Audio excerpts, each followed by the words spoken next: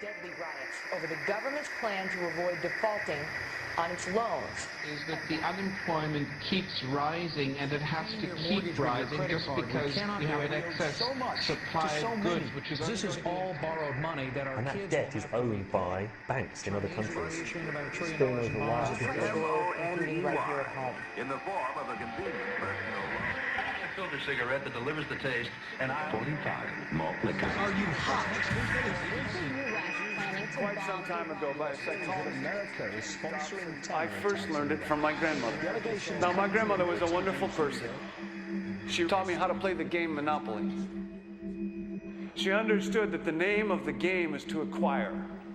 She would accumulate everything she could, and eventually she became the master of the board. And then she would always say the same thing to me. She'd look at me and she'd say, "One day, you'll learn to play the game."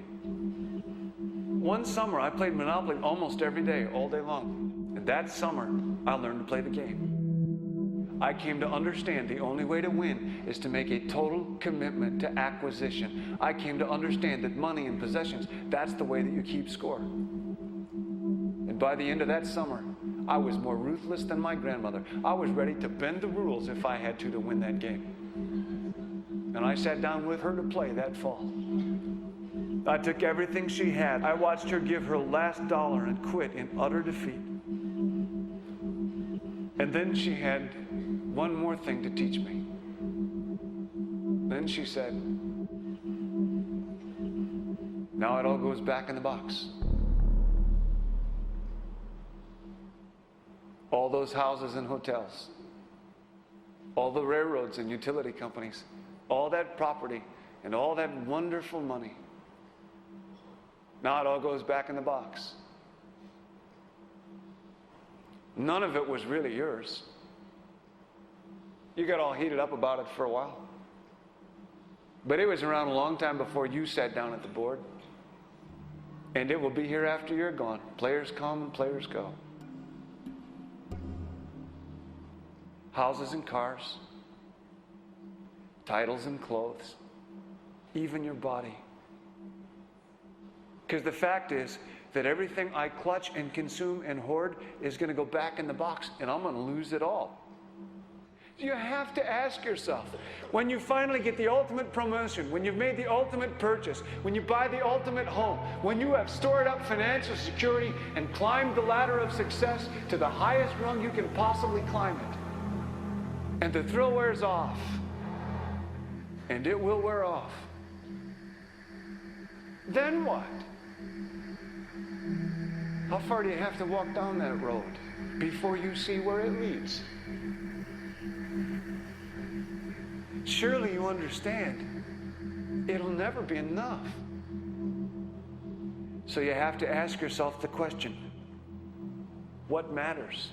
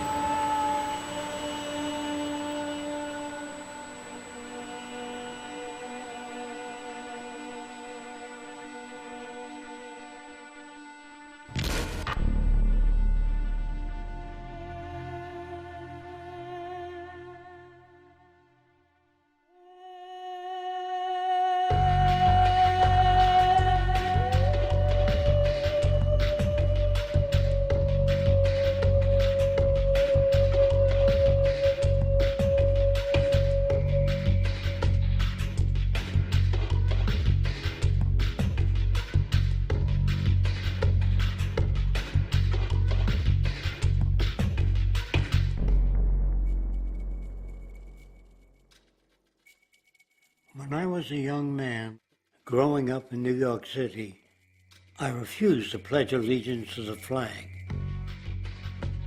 Of course, I was sent to the principal's office, and he asked me, "Why don't you want to pledge allegiance? Everybody does." I said, "Everybody once believed the earth was flat, but that doesn't make it so." I explained that America owed everything it has to other cultures and other nations, and that I would rather pledge allegiance to the earth and everyone on it. Needless to say, it wasn't long before I left school entirely, and I set up a lab in my bedroom. There I began to learn about science and nature. I realized then that the universe is governed by laws, and that the human being, along with society itself, was not exempt from these laws. Then came the crash of 1929, which began what we now call the Great Depression. I found it difficult to understand why millions were out of work, homeless, starving, while all the factories were sitting there. The resources were unchanged. It was then that I realized that the rules of the economic game were inherently invalid. Shortly after came World War II, where various nations took turns systematically destroying each other. I later calculated that all the destruction and wasted resources spent on that war could have easily provided for every human need on the planet. Since that time, I have watched humanity set the stage for its own extinction. I have watched as the precious finite resources are perpetually wasted and destroyed in the name of profit and free markets. I have watched the social values of society be reduced into a base artificiality of materialism and mindless consumption. And I have watched as the monetary powers control the political structure of supposedly free societies. I'm 94 years old now, and I'm afraid my disposition is the same as it was 75 years ago. This shit's got to go.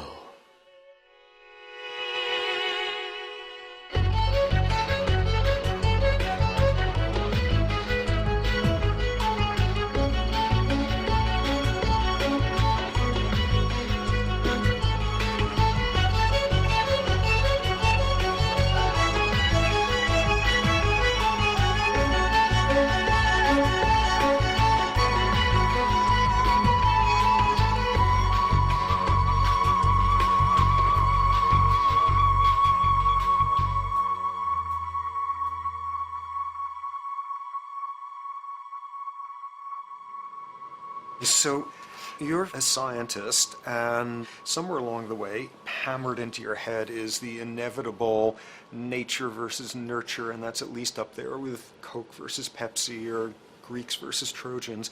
So nature versus nurture, this by now utterly oversimplifying view of where influences on how a cell deals with an energy crisis, up to what makes us who we are on the most individualistic levels of personality. And what you've got is this complete false dichotomy built around nature as deterministic. At the very bottom of all the causality of life is DNA and the code of codes and the Holy Grail, and everything is driven by it. And at the other end, a much more social science perspective, which is we are social organisms, and biology is for slime molds. Humans are free of biology, and obviously both views are nonsense. What you see instead is it is virtually impossible to understand how biology works outside the context of environment. One of the most crazy-making yet widespread and potentially dangerous notions is, oh, that behavior is genetic. Now, what does that mean? It means all sorts of subtle stuff if you sort of know modern biology, but for most people out there, what it winds up meaning is a deterministic view of life, one rooted in biology and genetics. Genes equal things that can't be changed. Genes equal things that are inevitable and that you might as well not waste resources trying to fix, might as well not put societal energies into trying to improve because it's inevitable, it's unchangeable. And that is sheer nonsense.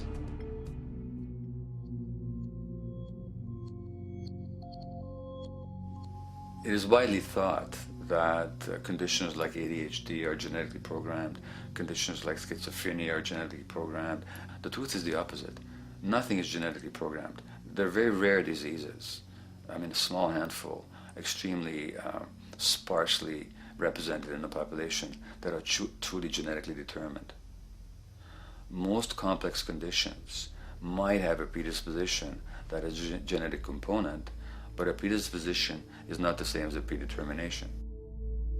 The whole search for the source of diseases in the genome was doomed to failure before anybody even thought of it, because most diseases are not genetically predetermined. Heart disease, cancer, strokes, rheumatoid conditions, autoimmune conditions in general, mental health conditions, addictions, these are none of them genetically determined. Breast cancer, for example, out of 100 women with breast cancer, only 7 will carry the breast cancer genes. 93 do not. And out of 100 women who do have the genes, not all of them will get cancer.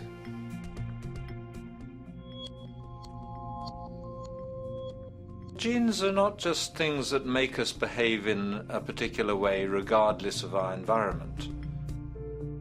Genes give us different ways of responding to our environment. And in fact, it looks as if some of the early childhood influences of a kind of child rearing affect gene expression, actually turning on and off different genes to put you on a different developmental track, which may suit the kind of world you've got to deal with. So, for example, a study done in Montreal with suicide victims looked at autopsies of the brains of these people. And it turned out that if a suicide victim, these are usually young adults, had been abused as children, the abuse actually caused a genetic change in the brain that was absent in the brains of people who had not been abused. That's an epigenetic effect. Epi means on top of, so that the epigenetic influence is what happens environmentally to either activate or deactivate certain genes. In New Zealand, there's a study that was done in a town called Dunedin, in which a few thousand individuals were studied from birth up to into their 20s.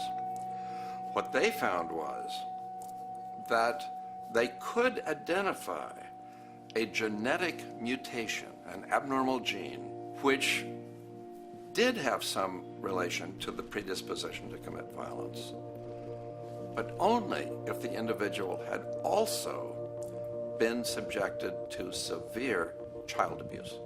In other words, a child with this abnormal gene would be no more likely to be violent than anybody else, and in fact they actually had a lower rate of violence than people with normal genes, as long as they weren't abused as children. Great additional example of the ways in which genes are not be-all, end-all. Fancy technique where you can take a specific gene out of a mouse, that mouse and its descendants will not have that gene, you have knocked out that gene. So there's this one gene that codes for a protein that has something to do with learning and memory, and this fabulous demonstration, knock out that gene and you have a mouse that doesn't learn as well. Ooh, a genetic basis for intelligence. What was much less appreciated in that landmark study that got picked up by the media left and right is take those genetically impaired mice and raise them in a much more enriched, stimulating environment than your normal mice in a lab cage, and they completely overcame that deficit. So when one says in a contemporary sense that, oh, this behavior is genetic, to the extent that that's even a valid sort of phrase to use, what you're saying is there is a genetic contribution to how this organism responds to environment. Genes may influence the readiness with which an organism will deal with a certain environmental challenge. That's not the version most people have in their minds. And not to be too soapboxing, but run with the old sort of version of it's genetic, and it's not that far from a history of eugenics and things of that sort. It's a widespread misconception, and it's a potentially fairly dangerous one. One reason that the sort of biological explanation for violence, one reason that hypothesis is potentially dangerous, it's not just misleading, it can really do harm, is because if you believe that, you could very easily say, well, there's nothing we can do to change the predisposition people have to becoming violent. All we can do if somebody becomes violent is punish them, lock them up or execute them. But we don't need to worry about changing the social environment or the social preconditions that may lead people to become violent, because that's irrelevant. The genetic argument allows us the luxury of ignoring past and present historical and social factors. And in the words of Louis Menand, he wrote in the New Yorker, very astutely, he said, "It's all in the genes, an explanation for the way things are that does not threaten the way things are. Why should someone feel unhappy or engage in antisocial behavior when that person is living in the freest and most prosperous nation on earth? It can't be the system. There must be a flaw in the wiring somewhere," which is a good way of putting it. So the genetic argument is simply a cop-out, which allows us to ignore the social and economic and political factors that in fact underlie many troublesome behaviors.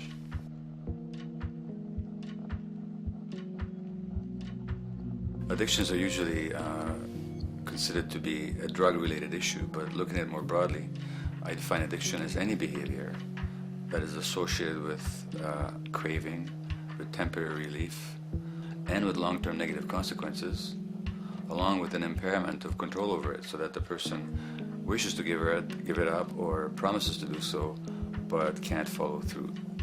And when you understand that, then you can see that there are many more addictions than simply those related to drugs. So there's workaholism, there's addiction to shopping, to the internet, to video games. There's the addiction to power. People have power, but they want more and more and more. Nothing is ever enough for them. Acquisition, corporations that must own more and more. The addiction to oil, or at least to the wealth and to the products made accessible to us by oil. Look at the negative consequences on the environment. We're destroying the very earth that we inhabit for the sake of that addiction. Now, these addictions are far more devastating in their social consequences than the cocaine or heroin habits of my downtown East Side patients. Yet they're rewarded and considered to be respectable. The tobacco company executive that shows a higher profit will get a much bigger reward. He doesn't face any negative consequences legally or otherwise. In fact, he's a respected member of the board of several other corporations. But tobacco smoke-related diseases kill 5.5 million people around the world every year. In the United States, they kill 400,000 people a year. And these people are addicted to what? To profit. To such a degree are they addicted that they're actually in denial about the impact of their activities, which is typical for addicts, is denial. And that's a respectable one. It's respectable to be addicted to profit no matter what the cost. So what is acceptable and what is respectable is a highly arbitrary phenomenon in our society. And it seems like the greater the harm, the more respectable the addiction.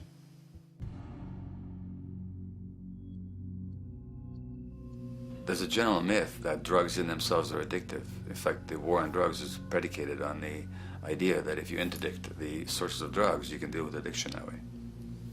Now, if we understand addiction in a broader sense, we see that nothing in itself is addictive. No substance, no drug is by itself addictive, and no behavior is by itself addictive. Many people can go shopping without becoming shopaholics. Not everybody becomes a food addict. Not everyone who drinks a glass of wine becomes an alcoholic. So the real issue is what makes people susceptible, because it's the combination of a susceptible individual and the potentially addictive substance or behavior that actually then makes for full flowering of addiction. In short, it's not the drug that's addictive, it's the question of the susceptibility of the individual to being addicted to a particular substance or behavior. If we wish to understand what then makes some people susceptible, we actually have to look at their life experience. The old idea, although it's old, but it's still broadly held, that addictions are due to some genetic cause is simply scientifically untenable. What the case is actually is that certain life experiences make people susceptible. Life experiences that not only shape the person's personality and psychological needs, but also their very brains in certain ways. And that process begins in utero.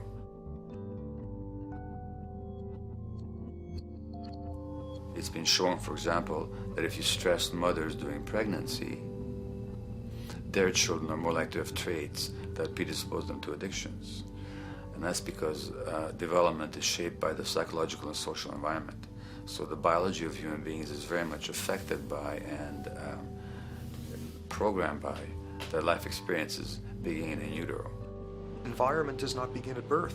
Environment begins as soon as you have an environment. As soon as you are a fetus, you are subject to whatever information is coming through mom's circulations, hormones, levels of nutrients. Great landmark example of this, something called the Dutch hunger winter.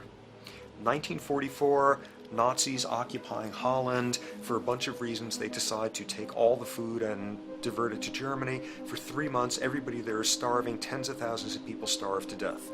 What the Dutch hunger winter effect is, if you were a second or third trimester fetus during the starvation, your body learned something very unique during that time. As it turns out, second, third trimester, something that your body is going about trying to learn about the environment is, well, how menacing of a place is it out there? How plentiful? How much nutrients am I getting by way of mom's circulation? Be a fetus who is starving during that time, and your body programs forever after to be really, really, really stingy with your sugar and fat, and what you do is you store every bit of it.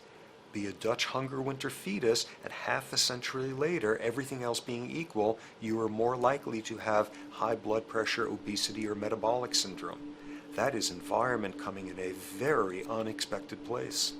You can stress animals in a laboratory when they're pregnant, and their offspring will be more likely to use cocaine and alcohol as adults. You can stress human mothers. For example, in a British study, women who are abused in pregnancy will have higher levels of the stress hormone cortisol in their placenta at birth, and their children are more likely to have conditions that predispose them to addictions by age 7 or 8. So in utero stress already prepares the ground for all kinds of mental health issues.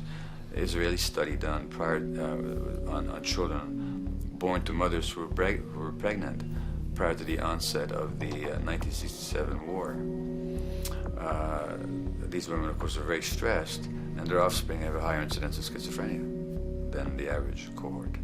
So there's plenty of evidence now that prenatal effects have a huge impact on the developing human being.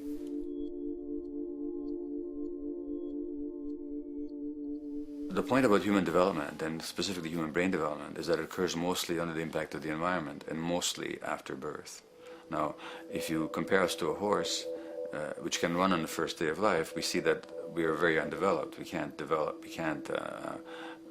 muster that much neurological coordination, balance, muscle strength, visual acuity until a year and a half, 2 years. And that's because the brain development that in the horse happens in the safety of the womb, in a human being has to happen after birth. And that has to do with simple evolutionary logic. As the head gets larger, which is what makes us into human beings, the burgeoning of the forebrain is what creates the human species, actually. At the same time, we walk on 2 legs, so our pelvis narrows to accommodate that. So now we have a narrower pelvis, a larger head. Bingo, we have to be born prematurely. And that means that the brain development that in other animals occurs in utero, in us, occurs after birth. And much of that under the impact of the environment. And the concept of neural Darwinism simply means that the circuits that get the appropriate input from the environment will develop optimally, and the ones that don't will either not develop optimally or perhaps not at all.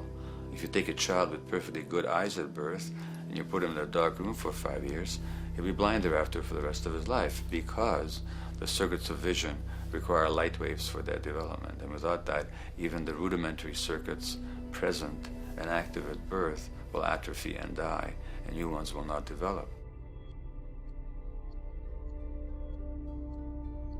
There's a significant way in which early experiences shape adult behavior, and even and especially early experiences for which there's no recall memory. It turns out that there are two kinds of memory.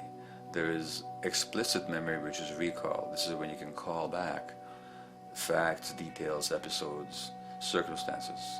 But the structure in the brain, which is called the hippocampus, which encodes recall memory, it doesn't even begin to develop fully until 1.5 years, and it's not fully developed till much later, which is why hardly anybody has any recall memory prior to 18 months.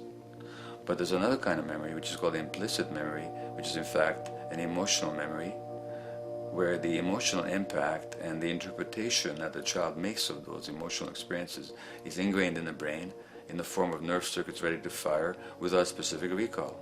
So to give you a clear example, people who are adopted have a lifelong sense of rejection very often.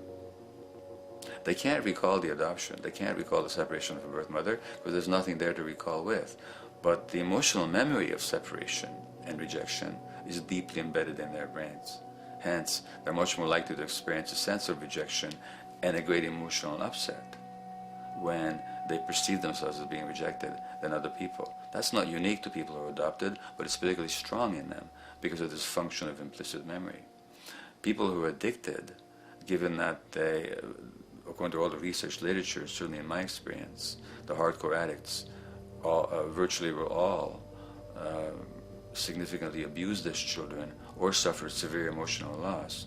Their emotional or implicit memories are those of a world that's not safe and not helpful, caregivers who are not to be trusted, and relationships that are not safe enough to open up to vulnerably.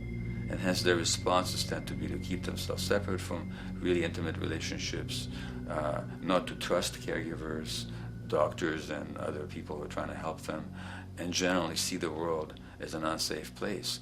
And that's strictly a function of implicit memory, which sometimes has to do with incidents they don't even recall.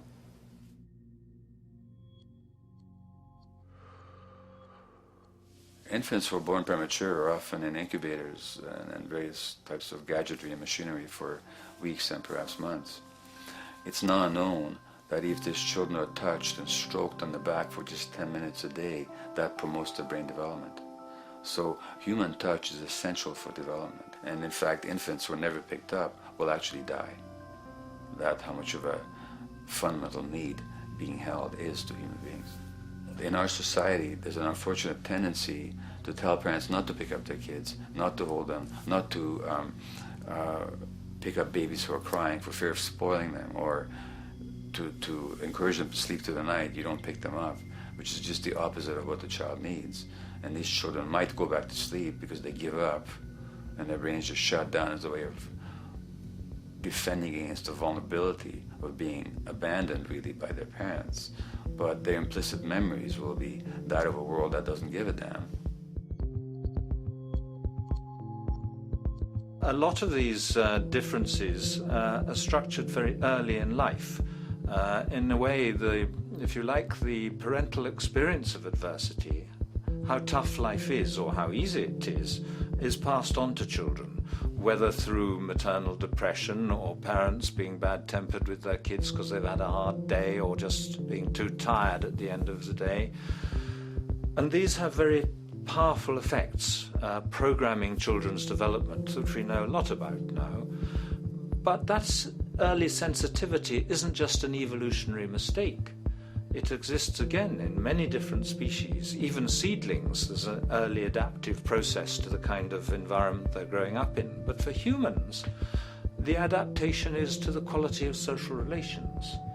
And so early life, how nurturing or how much conflict, how much attention you get, is a taster of the kind of world you may be growing up in. Are you growing up in a world where you have to fight for what you can get, watch your back, fend for yourself, learn not to trust others? Or are you growing up in a society where you depend on reciprocity, mutuality, cooperation, where empathy is important, where your security depends on good relations with other people? And that needs a very different emotional and cognitive development. And that's what the early sensitivity is about. And parenting is almost, quite unconsciously, a system for passing on that experience to children of the kind of world they're in. The great British child psychiatrist D.W. Winnicott said that fundamentally two things can go wrong in childhood. One is when things happen that shouldn't happen, and then things that should happen but don't. And the first category is the traumatic and abusive and abandonment experiences of my downtown East Side patients and of many addicts. That's what shouldn't happen but did. But then there is the non-stressed, attuned, non-distracted attention of the parent that every child needs, that very often children don't get. They're not abused, they're not neglected, and they're not traumatized. But what should happen, the presence of the emotionally available, nurturing parent, just is not available to them because of the stresses in our society and the parenting environment. And the psychologist Alan Shore calls that proximal abandonment, when the parent is physically present, but emotionally absent. I have spent, roughly the last 40 years of my life working with the most violent people our society produces, murderers, rapists, and so on, in an attempt to understand what causes this violence. I discovered that the most violent of the criminals in our prisons had themselves been victims of a degree of child abuse that was beyond the scale of what I ever thought of applying the term child abuse to. I had no idea of the depth of the depravity with which children in our society are all too often treated. The most violent people I saw were themselves the survivors of their own attempted murder, often at the hands of their parents or other people in their social environment, or were the survivors of family members who'd been killed, their closest family members, by other people. The Buddha argued that everything depends on everything else. He says the one contains the many and the many contains the one. That you can't understand anything in isolation from its environment. The leaf contains the sun, the sky, and the earth, obviously. This has not been shown to be true, of course, all around, and specifically when it comes to human development. The modern scientific term for it is the biopsychosocial nature of human development, which says that the biology of human beings depends very much on their interaction with the social and psychological environment. And specifically, the psychiatrist and researcher Daniel Siegel at the University of California, Los Angeles, UCLA, has coined the phrase interpersonal neurobiology, which means to say that the way that our nervous system functions depends very much on our personal relationships. In the first place with the parenting caregivers, and in the second place with other important attachment figures in our lives, and in the third place with our entire culture. So that you can't separate the neurological functioning of a human being from the environment in which he or she grew up in and continues to exist in.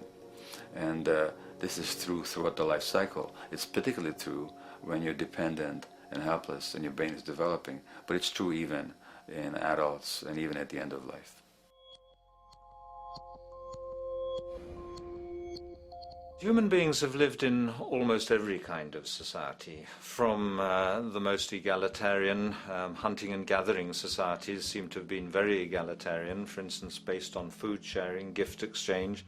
Small bands of people living predominantly off of foraging, but a little bit of hunting.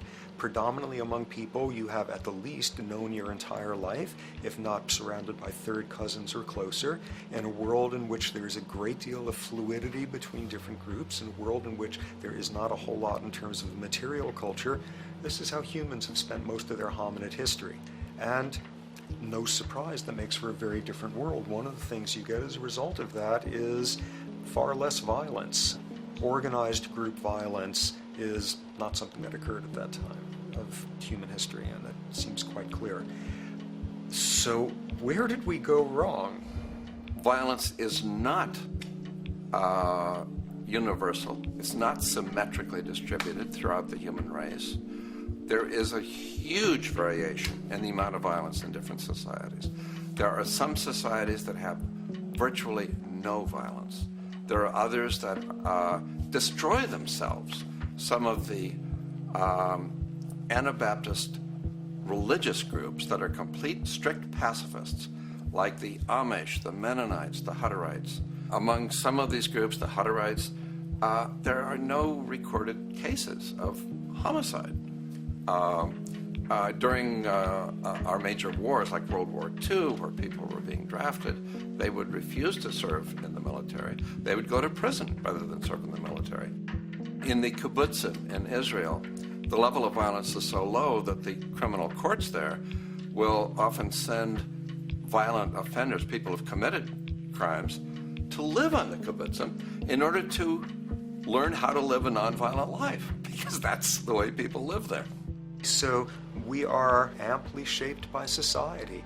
Our societies in the broader sense, including our theological, our metaphysical, our linguistic influences, etc., our societies help shape us as to whether or not we think life is basically about sin or about beauty, whether the afterlife will carry a price for how we live our lives or if it's irrelevant. In a broad sort of way, different large societies could be termed as individualistic or collectivist, and you get very different people and different mindsets, and I suspect different brains coming along with that.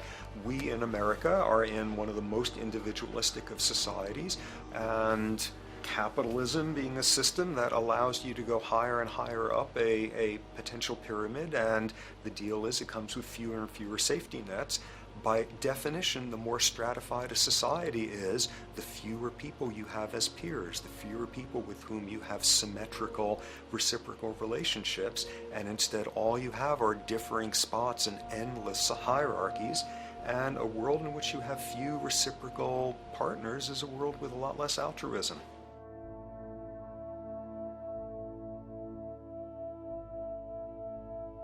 Alright, so this brings us to a total impossible juncture, which is to try to make sense in perspective of science as to what the nature is of human nature.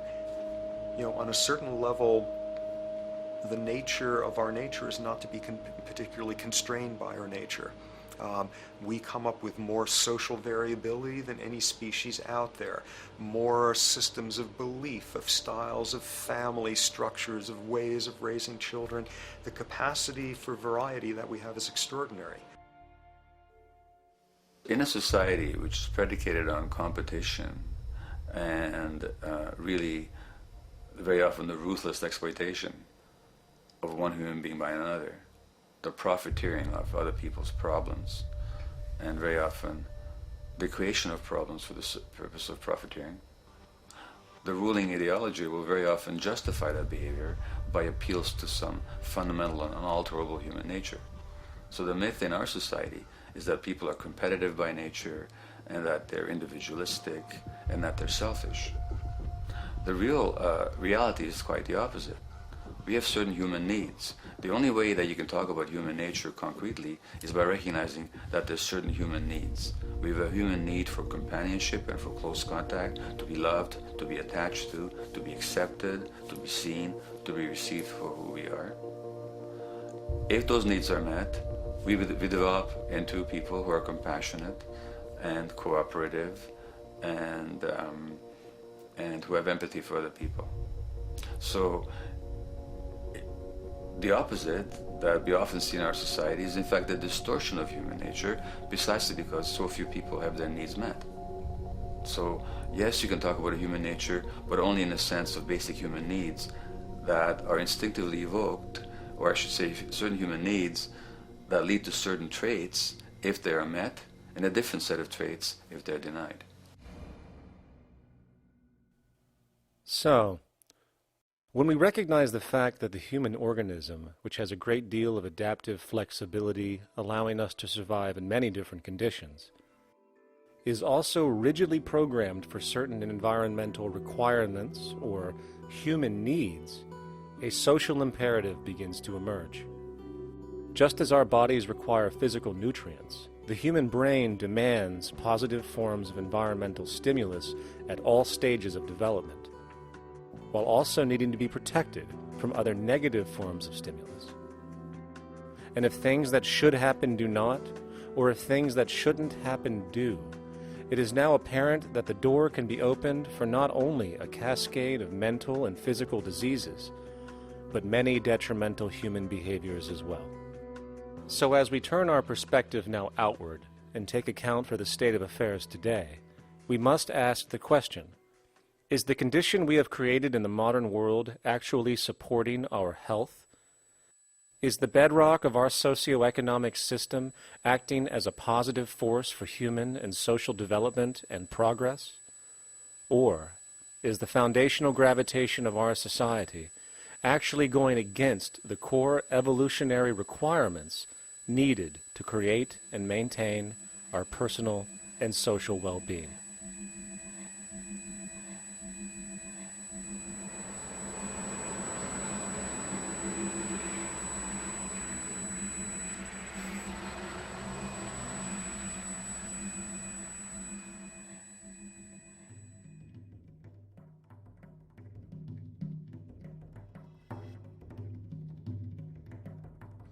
So one might ask, where did this all begin?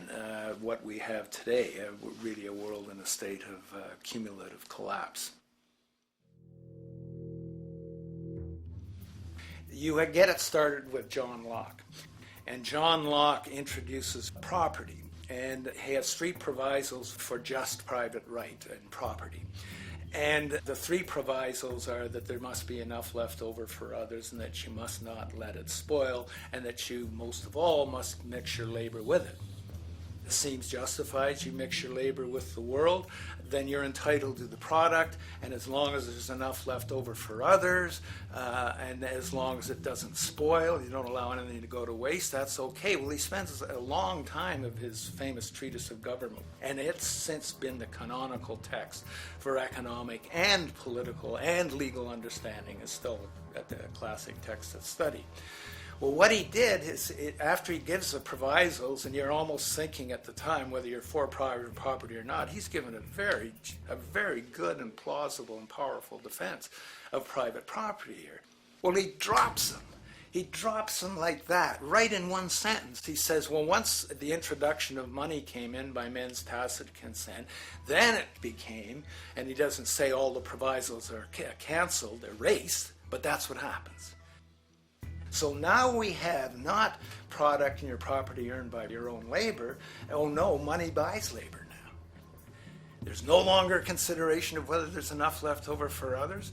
There's no longer consideration of whether it spoils, because he says, well, money's like silver and gold can't spoil, therefore monies can't be responsible for waste, which is ridiculous. We're not talking about money and silver, we're talking about what its effects are. It's one non sequitur after another.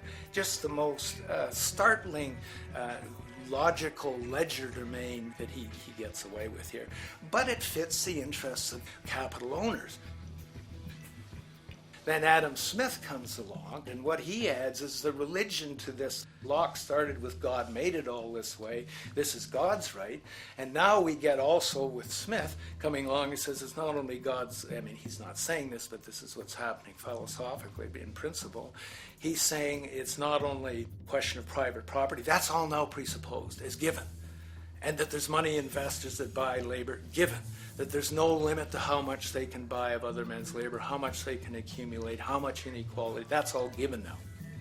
And so he comes along, and what his big idea is, and again, it's just introduced in parentheses, en passant.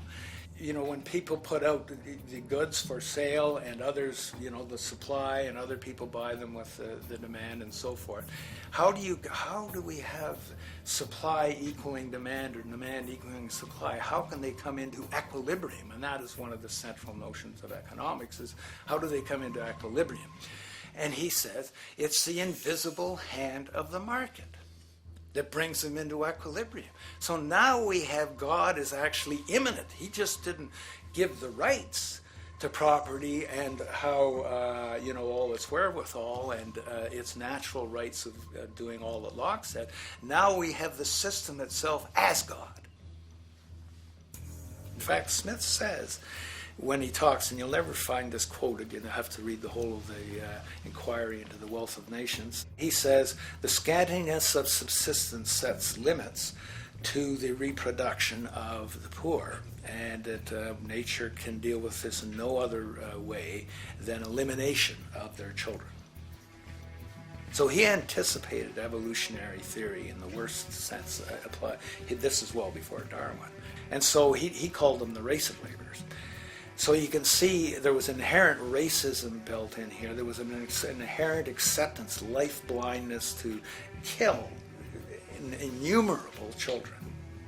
And he thought, well, that's the invisible hand making supply meet demand and demand meet supply. So see how wise God is. So you can see a lot of the really virulent, life-destructive, eco-genocidal things that are going on now have, in a way, a thought gene back in Smith too. When we reflect on the original concept of the so-called free market capitalist system, as initiated by early economic philosophers such as Adam Smith, we see that the original intent of a market was based around real, tangible, life-supporting goods for trade. Adam Smith never fathomed that the most profitable economic sector on the planet would eventually be in the arena of financial trading or so-called investment, where money itself is simply gained by the movement of other money in an arbitrary game which holds zero productive merit to society. Yet, regardless of Smith's intent, the door for such seemingly anomalous advents was left wide open by one fundamental tenet of this theory. Money is treated as a commodity in and of itself. Today, in every economy of the world, regardless of the social system they claim, money is pursued for the sake of money and nothing else. The underlying idea, which was mysteriously qualified by Adam Smith with his religious declaration of the invisible hand, is that the narrow, self-interested pursuit of this fictional commodity will somehow magically manifest human and social well-being and progress. The reality is that the monetary incentive interest, or what some have termed the money sequence of value, has now completely decoupled from the foundational life interest, which could be termed the life sequence of value. What has happened is that there's a complete confusion in economic doctrine between those two sequences. They think that the money sequence of value delivers the life sequence of value, and that's why they say if more goods are sold, if GDPs rise and so forth, therefore there'll be more well-being, enhanced well-being. We take the GDP to be basically our indicator of social health. Well, there you see the confusion. It's talking about money sequences of value, that is all the receipts, all the revenues that are derived from selling goods, and they're confusing that with life reproduction, so that you have built right into this thing from the beginning is a complete conflation of the money and life sequences of value. So we're dealing with a kind of structured delusion that becomes more and more deadly as the money sequence decouples from producing anything at all. So it's a system disorder, and the system disorder seems to be fatal.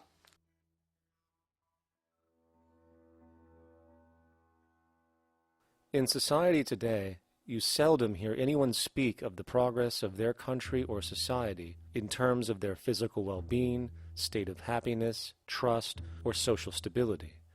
Rather, the measures are presented to us through economic abstractions. We have the gross domestic product, the consumer price index, the value of the stock market, rates of inflation, and so on. But does this tell us anything of real value as to the quality of people's lives? No, all these measures have to do with the money sequence itself and nothing more. For example, the gross domestic product of a country is a measure of the value of goods and services sold.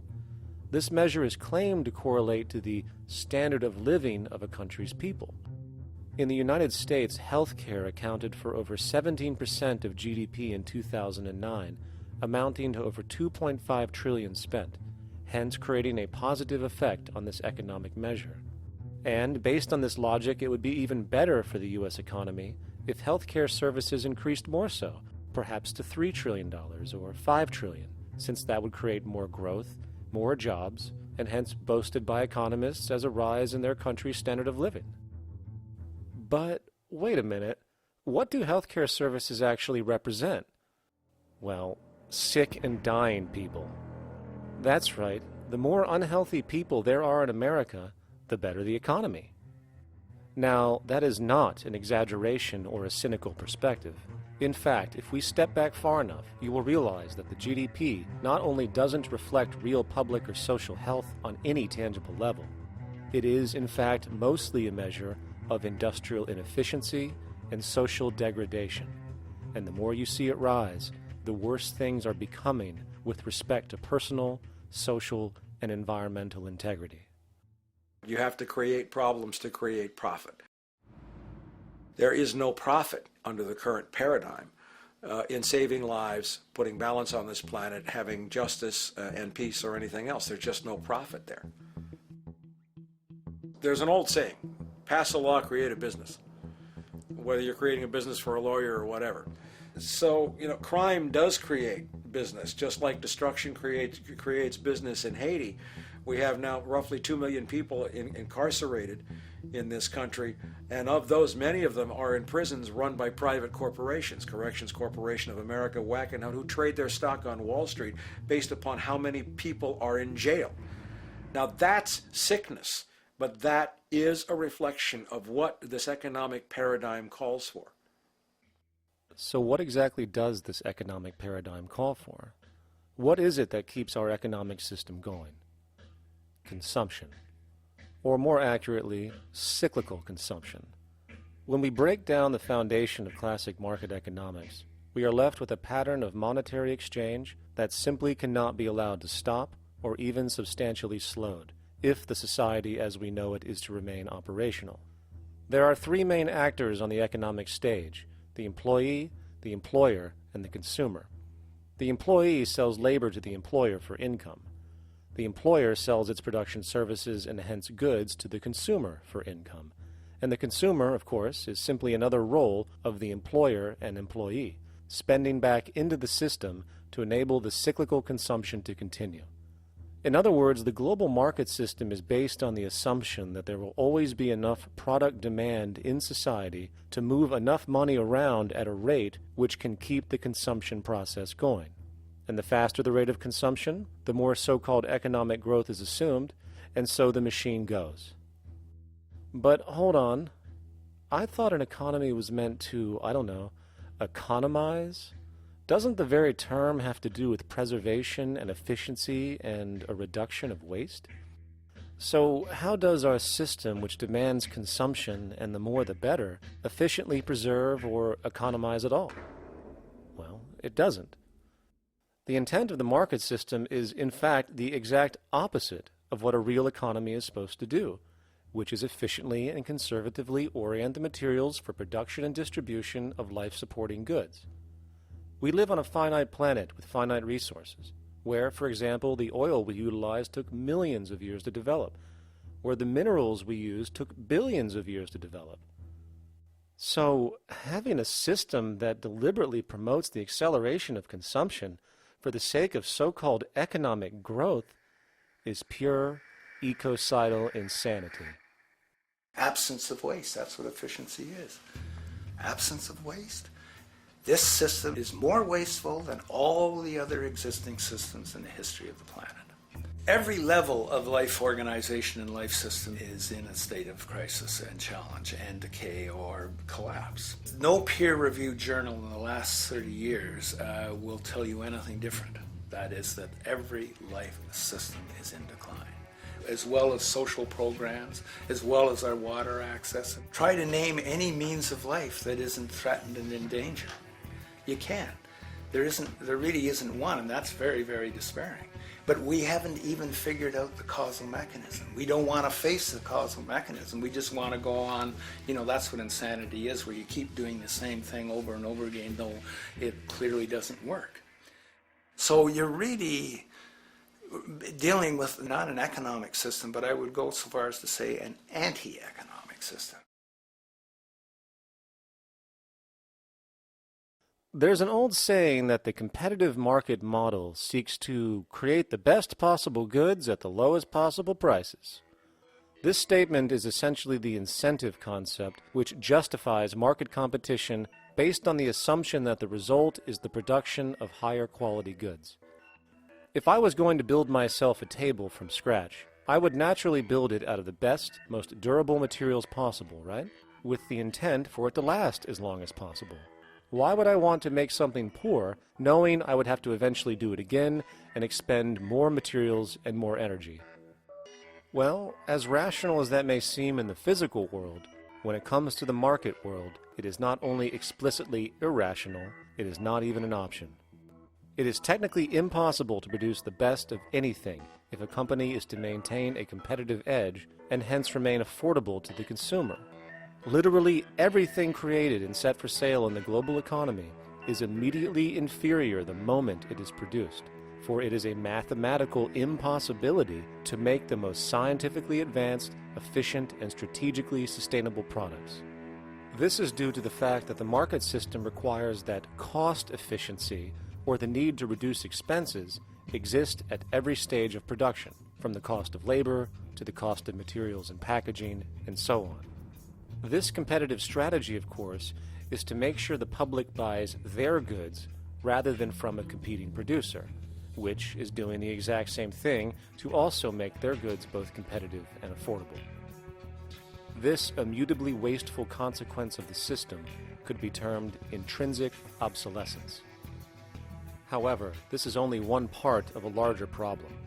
A fundamental governing principle of market economics, one that you will not find in any textbook, by the way, is the following. Nothing produced can be allowed to maintain a lifespan longer than what can be endured in order to continue cyclical consumption. In other words, it is critical that stuff break down, fail, and expire within a certain amount of time. This is termed planned obsolescence. Planned obsolescence is the backbone of the underlying market strategy of every goods-producing corporation in existence. While very few, of course, would admit to such a strategy outright, what they do is mask it within the intrinsic obsolescence phenomenon just discussed, while often ignoring or even suppressing new advents in technology which might create a more sustainable, durable good. So, if it wasn't wasteful enough that the system inherently cannot allow the most durable and efficient goods to be produced, planned obsolescence deliberately recognizes that the longer any good is in operation, the worse it is for sustaining cyclical consumption and hence the market system itself. In other words, product sustainability is actually inverse to economic growth, and hence there is a direct, reinforced incentive to make sure lifespans are short of any given good produced. And in fact, the system cannot operate any other way. One glance at the sea of landfills now spreading across the world show the obsolescence reality. There are now billions of cheaply made cell phones, computers, and other technology, each full of precious, difficult-to-mine materials such as gold, coltan, copper, now rotting in vast piles, usually due to the mere malfunction or obsolescence of small parts, which, in a conservative society, could likely be fixed or updated, and the life of the good extended. Unfortunately, as efficient as that may seem in our physical reality, living on a finite planet with finite resources, it is explicitly inefficient with respect to the market. To put it into a phrase, efficiency, sustainability, and preservation are the enemies of our economic system. Likewise, just as physical goods need to be constantly produced and reproduced, regardless of their environmental impact, the service industry operates with an equal rationale. The fact is, there is no monetary benefit to resolving any problems which are currently being serviced. At the end of the day, the last thing the medical establishment really wants is the curing of diseases such as cancer, which would eliminate countless jobs and trillions in revenue. And since we're on the subject, crime and terrorism in this system are good. Well, at least economically, for it is employing police, generating high-value commodities for security, not to mention the value of prisons that are privately owned for profit. And how about war? The war industry in America is a huge driver of GDP, one of the most profitable industries, producing weapons of death and destruction. The favorite game of this industry is to blow things up and then go and rebuild them for profit. We saw this with the windfall billion-dollar contracts made from the Iraq War. The bottom line is that socially negative attributes of society have become positively rewarded ventures for industry, and any interest in problem resolution or environmental sustainability and conservation is intrinsically counter to economic sustainability. And this is why, every time you see the GDP rise in any country, you are witnessing an increase in necessity, whether real or contrived. And by definition, a necessity is rooted in inefficiency. Hence, increased necessity means increased inefficiency. The American dream is based on rampant consumerism. It is based upon the fact that mainstream media, and especially commercial advertising, all corporations who need this infinite growth have convinced us or brainwashed most people in America, and hence the world, that we have to have X number of material possessions and the possibility of gaining infinitely more material possessions in order to be happy. That's just not true. So why do people continue to buy in this way, which is ultimately eco-genocidal in its systemic effects cumulatively? And it just is classical operant conditioning. You simply put inputs of conditioning into the organism, and you have outputs of desired behaviors or goals or objectives. And it has all the resources of technology. And they boast about how they get into the minds of infants. What they hear is already making them conditioned to the brand. Then you see, well, that's how people have been such fools, in a way they've been taught to be fools. It's a value system disorder. You know, if there is any testament to the plasticity of the human mind, if there is any proof to how malleable human thought is and how easily conditioned and guided people can become based on the nature of their environmental stimulus and what it reinforces, the world of commercial advertising is the proof. You have to stand in awe at the level of brainwashing where these programmed robots known as consumers wander the landscape only to walk into a store and spend, say, $4,000 on a handbag that likely costs $10 to make in a sweatshop overseas, only for the brand status it supposedly represents in the culture. Or perhaps the ancient communal traditions which increased trust and cohesiveness in society, which have now been hijacked by acquisitive, materialistic values, where now annually we exchange useless crap a few times a year. And we might wonder why so many today have a compulsion to shopping and acquisition, when it is clear that they have been conditioned from childhood to expect material goods as a sign of their status with friends and family. The fact is, the foundation of any society are the values that support its operation, and our society, as it exists, can only operate if our values support the conspicuous consumption it requires to continue the market system. 75 years ago, consumption in America and much of the First World was half of what we see today per person. Today's new consumer culture has been manufactured and imposed due to the very real need for higher and higher levels of consumption. And this is why most corporations now spend more money on advertising than the actual process of product creation itself. They work diligently to create a false need for you to fill, and it happens to work. You know, economists are in fact not economists at all. They're propagandists of money value. And you'll find that all their models basically get down to token exchanges that are to the profit of one side or both sides or whatever, but they're completely disconnected from the actually existing world of reproduction. In Ohio, an old man failed to pay his electric bill. You may be familiar with the case. And the electric company turned off the electricity and he died.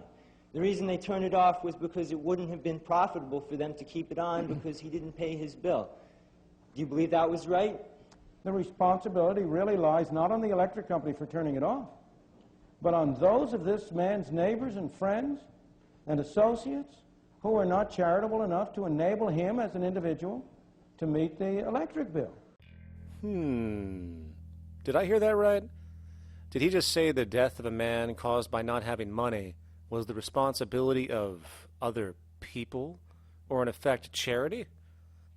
Well then, I guess we're going to need a whole lot of infomercials, little miserable coin slot donations for bodega counters, and a bunch of pickle jars for the billion people now starving to death on this planet because of the very system Milton Friedman promotes.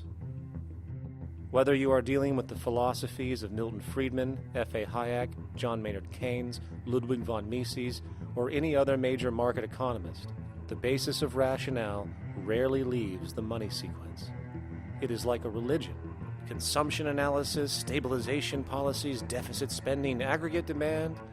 It exists as a never-ending, self-referring, self-rationalizing circle of discourse where universal human need, natural resources, or any form of physical life-supporting efficiency is ruled out by default and replaced by the singular notion that humans seeking advantage over each other for money alone, motivated by their own narrow self-interest, will magically create a sustainable, healthy, balanced society. There is no life coordinate in this whole theory, this whole doctrine. What are they doing? What are they doing? What they're doing is tracking money sequences. That's all it is tracking money sequences, presupposing everything that matters. One, that there's no life coordinates. One, no life coordinates. Two, that all the agents are self-maximizing preference seekers. That is, they think of nothing other than themselves and what they can get most for themselves. That's the notion, that's the ruling notion of rationality. Self-maximizing choice. And the only thing that they're interested in self-maximizing is money or commodities. Well, where does social relations come in? It doesn't, except in the exchange to self-maximize. Where do our natural resources come in? They don't, except to exploit. Where does the family come in as being able to survive? It doesn't.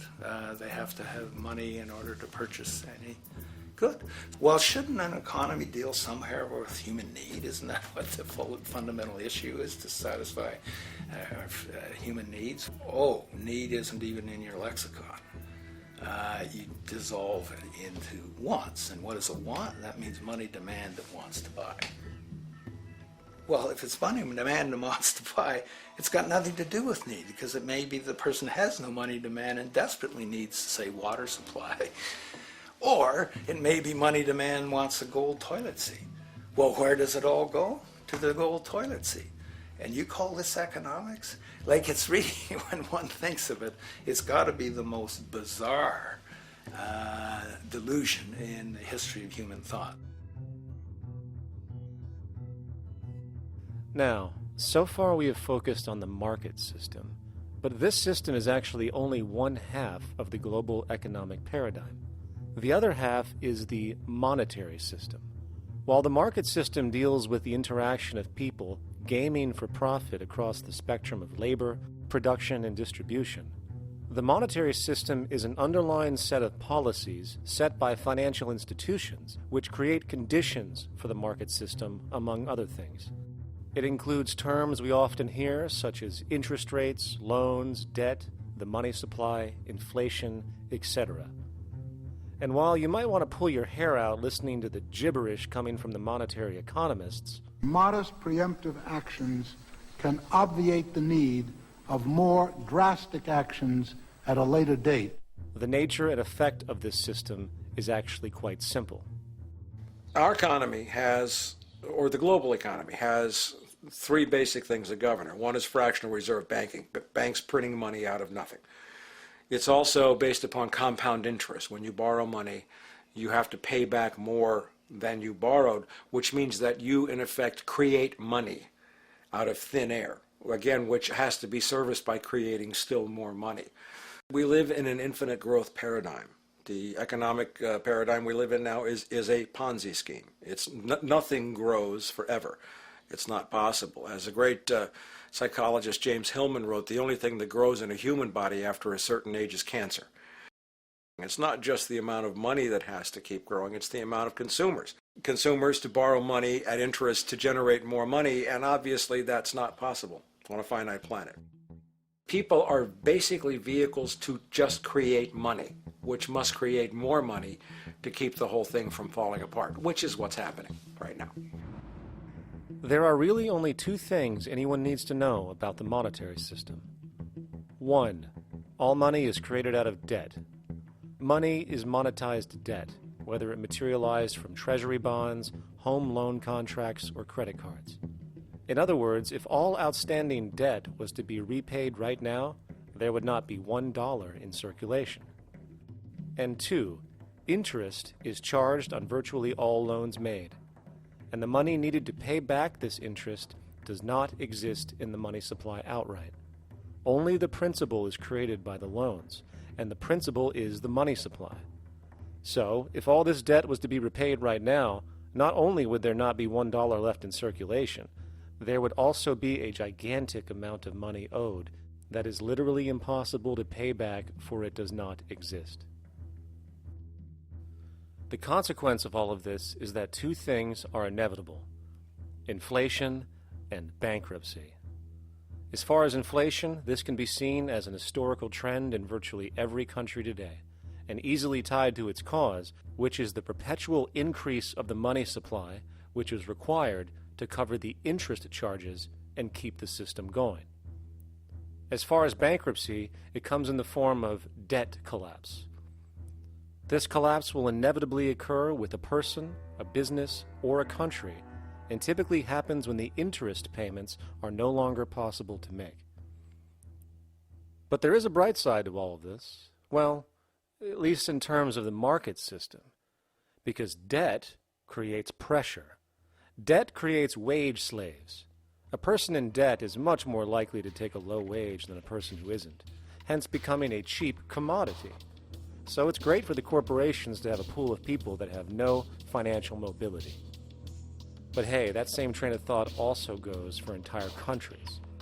The World Bank and the International Monetary Fund, which mostly serve as proxies for transnational corporate interests, give gigantic loans to troubled countries at very high interest rates, and then, once the countries are deeply in the hole and can't pay, austerity measures are applied, the corporations swoop in, set up sweatshops, and take their natural resources.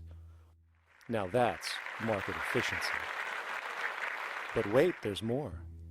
You see, there's this unique hybrid of the monetary and market system called the stock market, which rather than, actually produce anything real, they just buy and sell money itself.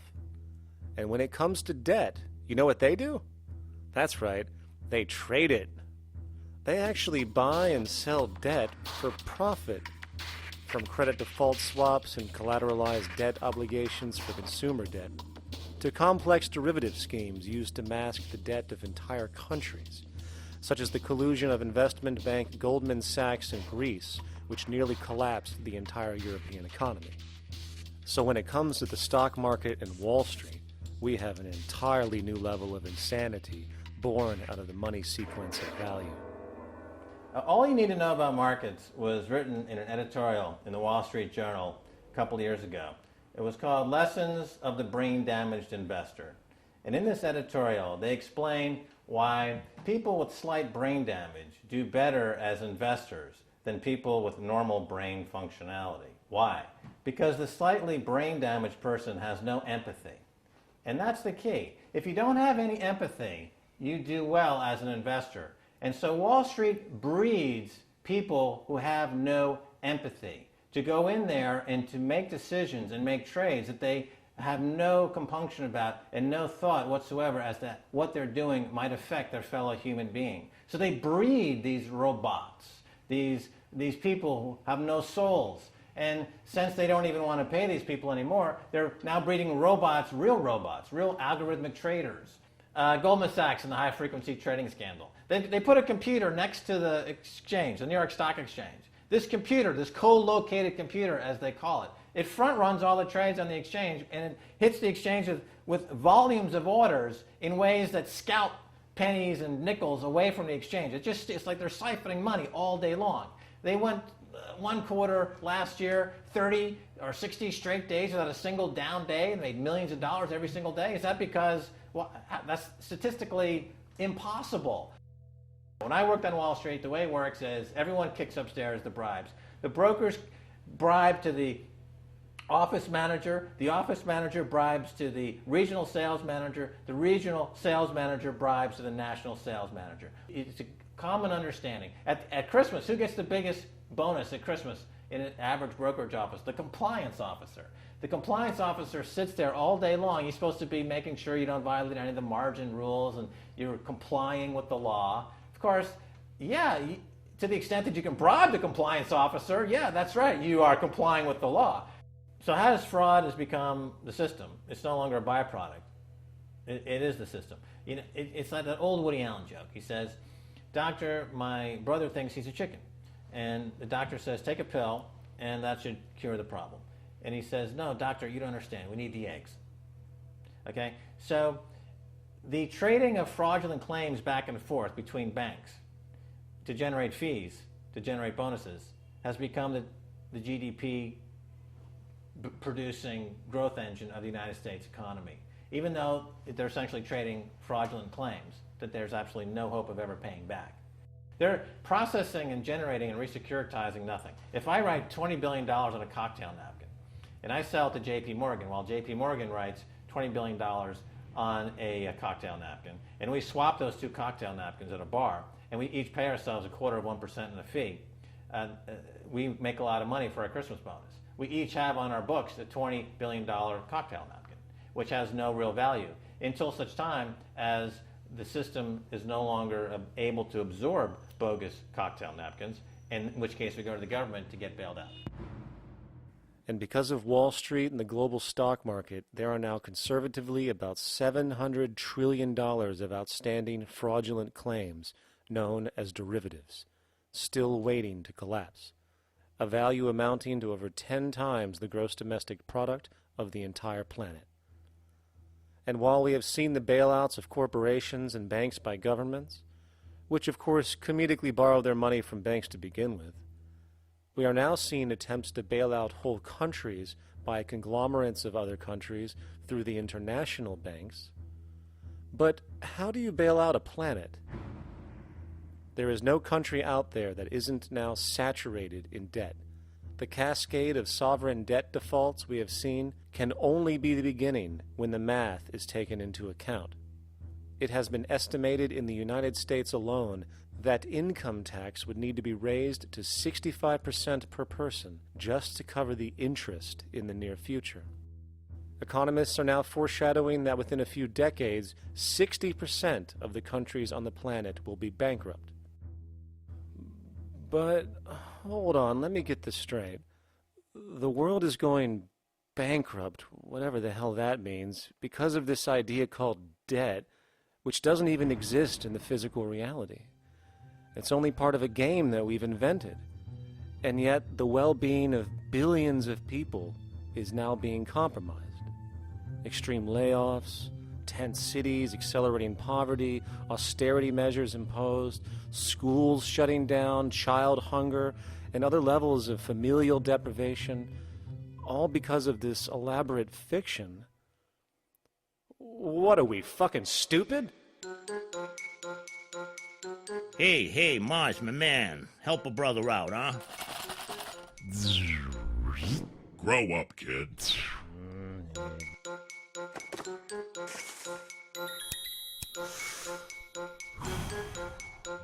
Saturn, what's up, man? You remember that smoking nebula I hooked you up with a while back? Listen, Earth, we're getting really tired of you. You've been given everything, and yet you waste it all. Yeah. You got plenty of resources, and you know it. Why don't you grow up and learn some responsibility, for Christ's sake? You're making your mother miserable.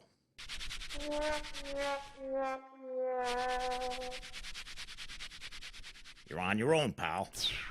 Yeah, whatever.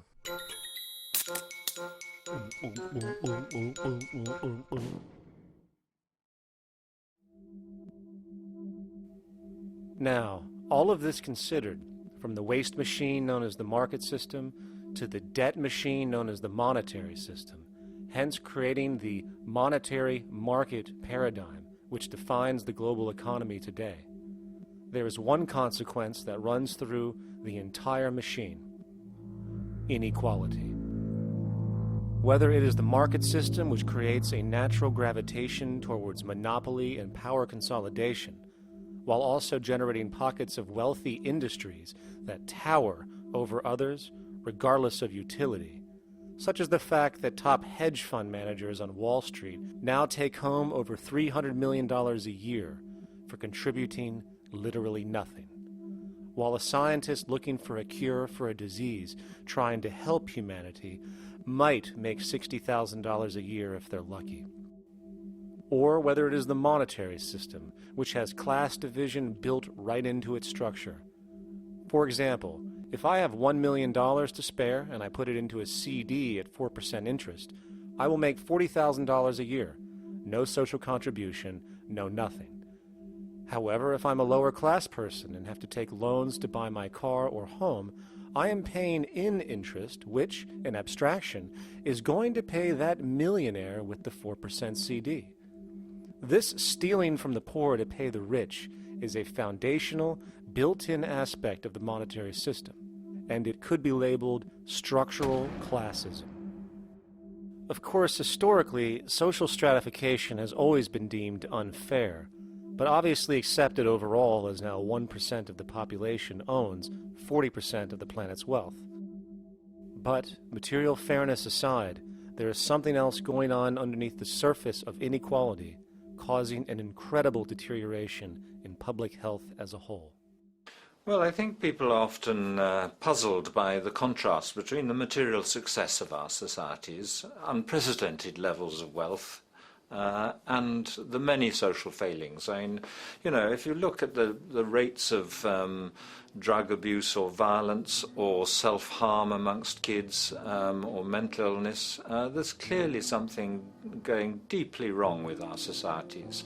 What the data that I've been describing does is simply shows that intuition that people have had for hundreds of years, that inequality is divisive and socially corrosive, that intuition is truer than I think we ever imagined.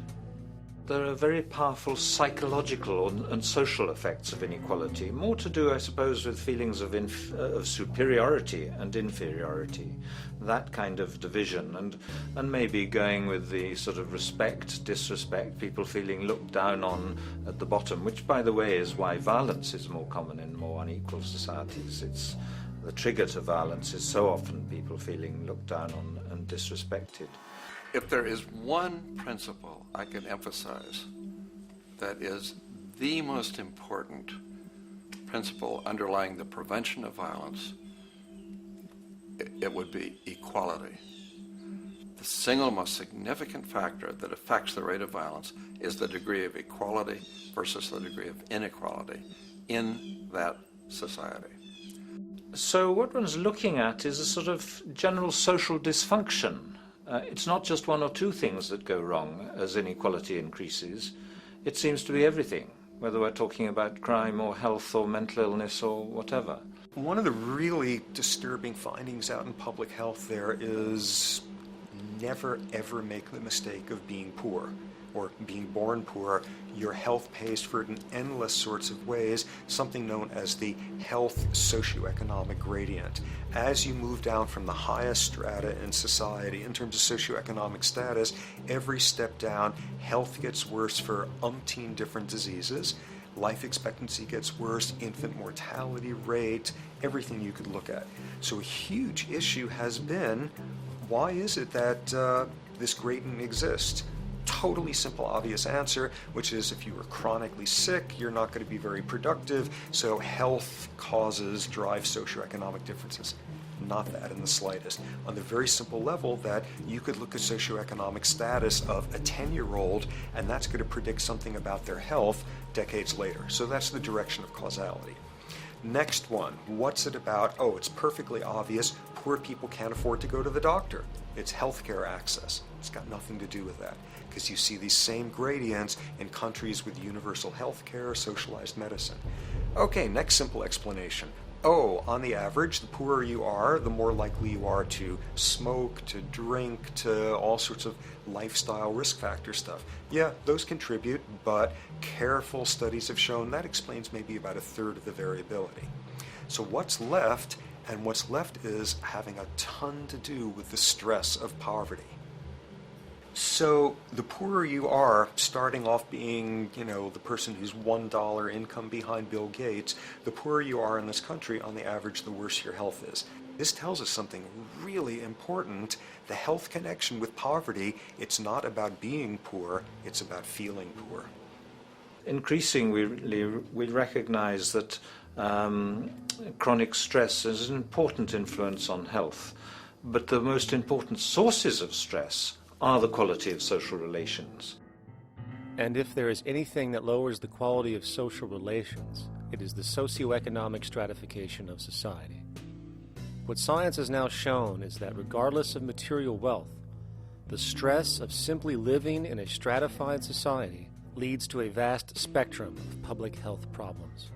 And the greater the inequality, the worse they become. Life expectancy, longer in more equal countries. Drug abuse, less in more equal countries. Mental illness, less in more equal countries. Social capital, meaning the ability of people to trust each other, naturally greater in more equal countries. Educational scores, higher in more equal countries. Homicide rates, less in more equal countries. Crime and rates of imprisonment, less in more equal countries. It goes on and on. Infant mortality, obesity, teen birth rate, less in more equal countries. And perhaps most interesting, innovation, greater in more equal countries, which challenges the age-old notion that a competitive, stratified society is somehow more creative and inventive. Moreover, a study done in the UK called the Whitehall Study confirmed that there is a social distribution of disease as you go from the top of the socioeconomic ladder to the bottom. For example, it was found that the lowest rungs of the hierarchy had a 4-fold increase of heart disease-based mortality compared to the highest rungs. And this pattern exists irrespective of access to health care.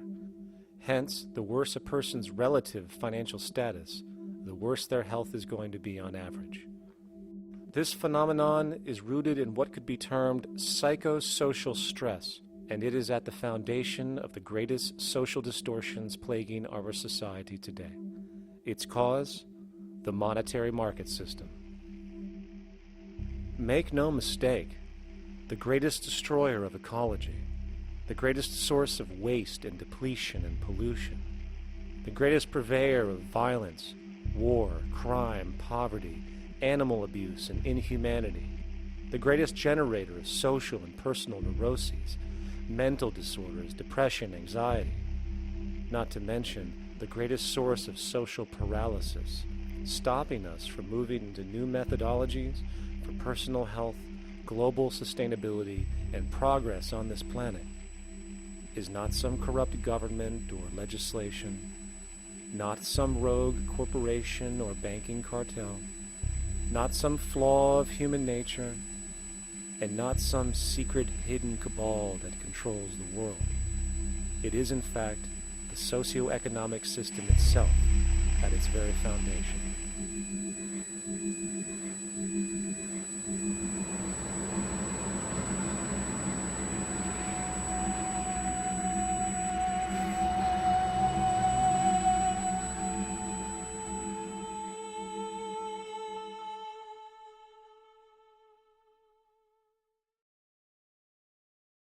Let's imagine for a moment we had the option to redesign human civilization from the ground up. What if, hypothetically speaking, we discovered an exact replica of the planet Earth, and the only difference between this new planet and our current one is that human evolution had not occurred. It was an open palette. No countries, no cities, no pollution, no Republicans, just a pristine, open environment. So, what would we do? Well, first we need a goal, right? And it's safe to say that goal would be to survive. And not to just survive, but to do so in an optimized, healthy, prosperous way.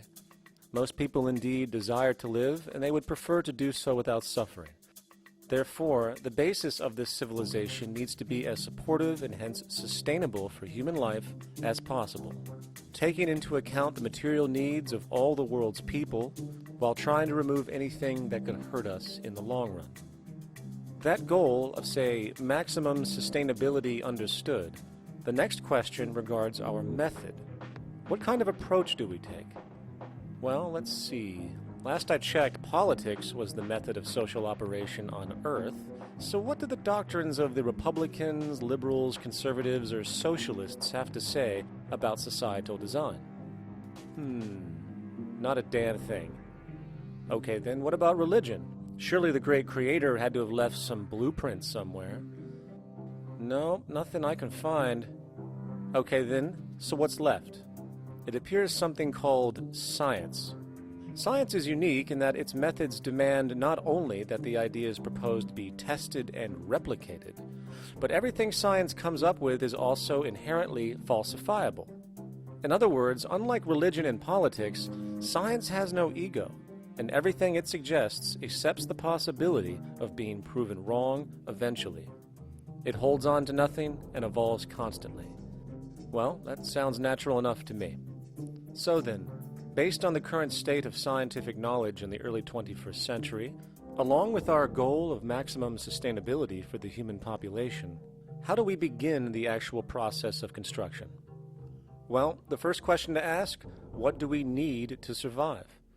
The answer, of course, are planetary resources. Whether it is the water we drink, the energy we use, the raw materials we utilize to create tools and shelter, the planet hosts an inventory of resources, many of which are demanded for our survival. So, given that reality, it then becomes critical to figure out what we have and where it is. This means we need to conduct a survey. We simply locate and identify every physical resource on the planet we can, along with the amount available at each location, from the deposits of copper to the most potent locations for wind farms to produce energy, to the natural freshwater springs, to an assessment of the amount of fish in the ocean, to the most prime arable land for food cultivation, etc. But since we humans are going to be consuming these resources over time, we then realize that not only do we need to locate and identify, we also need to track. We need to make sure we don't run out of any of this stuff. That would be bad. And this means not only tracking our rates of use, but the rates of earthly regeneration as well, such as how long it takes for, say, a tree to grow or a spring to replenish. This is called dynamic equilibrium. In other words, if we use up trees faster than they can be grown back, we have a serious problem, for it is unsustainable. So then, how do we track this inventory, especially when we recognize that all of this stuff is scattered everywhere? We have large mineral mines in what we call Africa, energy concentrations in the Middle East, huge tidal power possibilities on the Atlantic coast of North America, the largest supply of fresh water in Brazil, etc. Well, once again, good old science has a suggestion. It's called systems theory. Systems theory recognizes that the fabric of the natural world, from human biology to the earthly biosphere to the gravitational pull of the solar system itself, is one huge synergistically connected system, fully interlinked. Just as human cells connect to form our organs, and the organs connect to form our bodies, and since our bodies cannot live without the earthly resources of food, air, and water, we are intrinsically connected to the earth, and so on. So, as nature suggests, we take all of this inventory and tracking data and create a system to manage it. a global resource management system, in fact, to account for every relevant resource on the planet. There is simply no logical alternative if our goal as a species is survival in the long run. We have to keep track as a whole. That understood, we can now consider production. How do we use all this stuff? What will our process of production be, and what do we need to consider to make sure it is as optimized as possible to maximize our sustainability? Well, the first thing that jumps right out at us is the fact that we need to constantly try and preserve. The planet's resources are essentially finite, so it is important that we be strategic. Strategic preservation is key. The second thing we recognize is that some resources are really not as good as others in their performance. In fact, some of this stuff, when put into use, has a terrible effect on the environment, which invariably hinders our own health. For example, oil and fossil fuels, no matter how you cut it, release some pretty destructive agents into the environment. Therefore, it is critical we do our best to use such things only when we really have to, if at all. Fortunately for us, we see a ton of solar, wind, tidal, wave, heat differential, and geothermal possibilities for energy production, so we can strategize objectively about what we use and where to avoid what could be called negative retroactions, or anything that results from production or use that damages the environment and hence ourselves. We will call this strategic safety to couple in with our strategic preservation. But production strategies do not stop there. We are going to need an efficiency strategy for the actual mechanics of production itself. And what we find is that there are roughly 3 specific protocols we must adhere to. 1. Every good we produce must be designed to last as long as possible. Naturally, the more things break down, the more resources we are going to need to replace them, and the more waste produced. 2. When things do break down or are no longer usable for whatever reason, it is critical that we harvest or recycle as much as we possibly can. So the production design must take this into account directly at the very earliest stages. 3. Quickly evolving technologies, such as electronics, which are subject to the fastest rates of technological obsolescence, would need to be designed to foreshadow and accommodate physical updates. The last thing we want to do is throw away an entire computer system just because it has only one broken part or is outdated. So we simply design the components to be easily updated, part by part, standardized and universally interchangeable, foreshadowed by the current trend of technological change.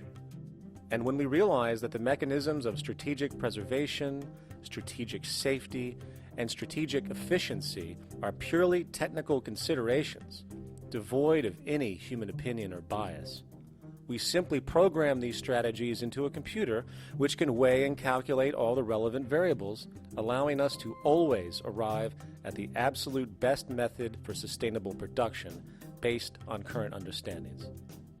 And while that might sound complex, all it is a glorified calculator. Not to mention such multivariate decision-making and monitoring systems are already used across the world today for isolated purposes. It is simply a process of scaling it out. So, now we not only have our resource management system, but also a production management system, both of which are easily computer automated to maximize efficiency, preservation, and safety. The informational reality is that the human mind, or even a group of humans, cannot track what needs to be tracked. It must be done by computers, and it can be. And this brings us to the next level, distribution. What sustainability strategies make sense here? Well, since we know that the shortest distance between 2 points is a straight line, and since energy is required to power transport machines, the less transport distance, the more efficient. Producing goods in one continent and shipping them over to another only makes sense if the goods in question simply cannot be produced in the target area. Otherwise, it is nothing but wasteful. We must localize production so distribution is simple, fast, and requires the least amount of energy. We'll call this the proximity strategy. which simply means we reduce the travel of goods as much as possible, whether raw materials or finished consumer products.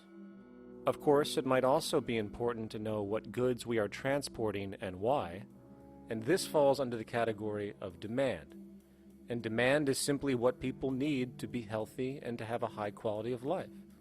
The spectrum of material human needs range from core life-supporting necessities, such as food, clean water, shelter, to social and recreational goods, which allow for relaxation and personal social enjoyment, both important factors in human and social health overall. So, very simply, we take another survey. People describe their needs. Demand is assessed, and production begins based on that demand. And since the level of demand of different goods will naturally fluctuate and change around different regions, we need to create a demand distribution tracking system, so to avoid overruns and shortages. Of course, this idea is old news. It is used in every major store chain today to make sure they keep up with their inventory. Only this time we are tracking on a global scale.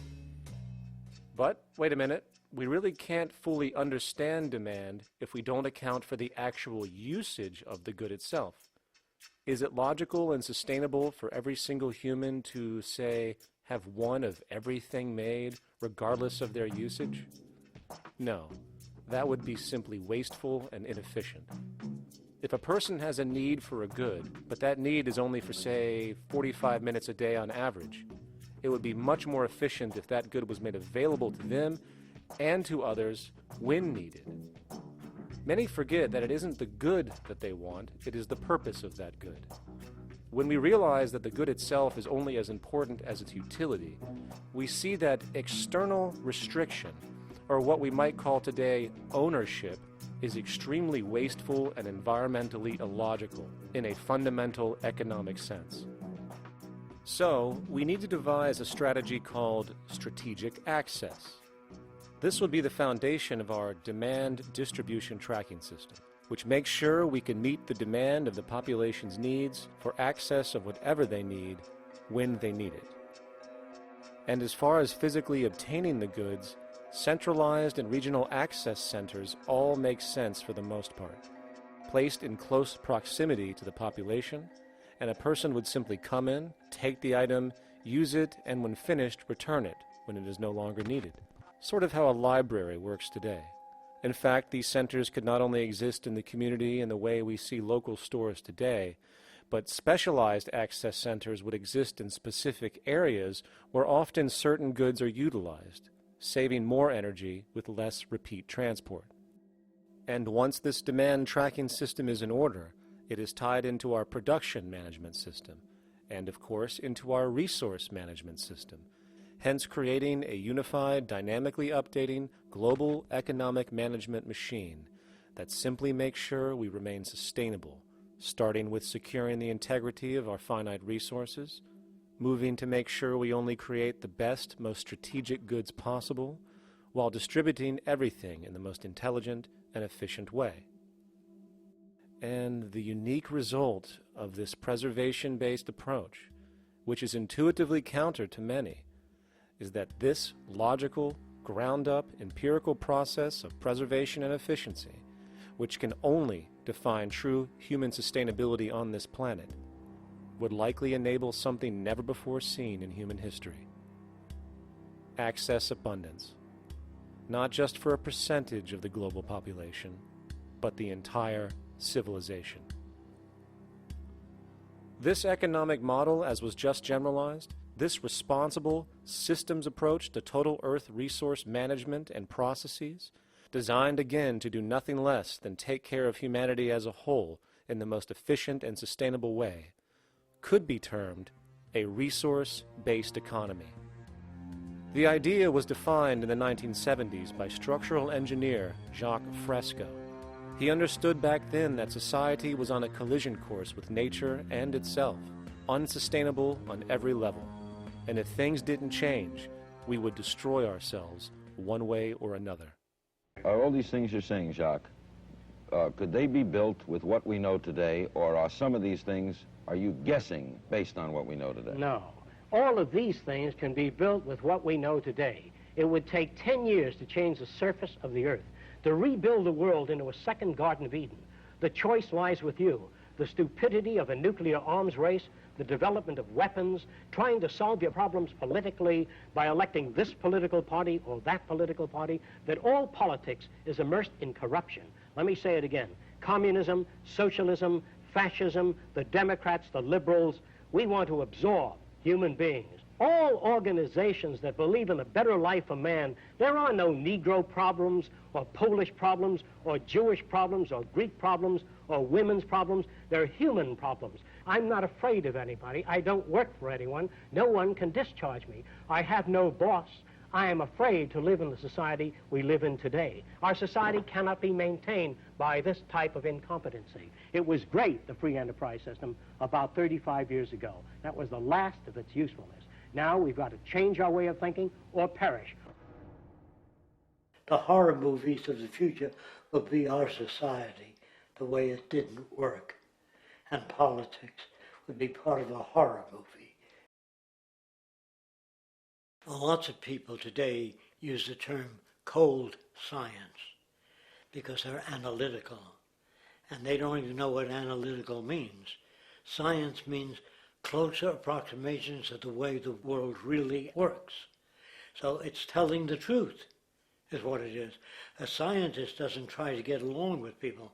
They tell them what their findings are. They have to question all things. And if some scientist comes up with an experiment that shows certain materials have certain strength, other scientists have to be able to duplicate that experiment and come up with the same results. Even if a scientist feels that an airplane wing, due to mathematics or calculations, can hold up a given amount of weight, they still pile sandbags on it to see when it breaks. And they say, you know, my calculations are right, or they're not correct. I love that system because it's free of bias and free of thinking that math can solve all the problems. You have to put your math to test also. I think that every system that can be put to test should be put to test. And that all decisions should be based upon research. A resource-based economy is simply the scientific method applied to social concern, an approach utterly absent in the world today.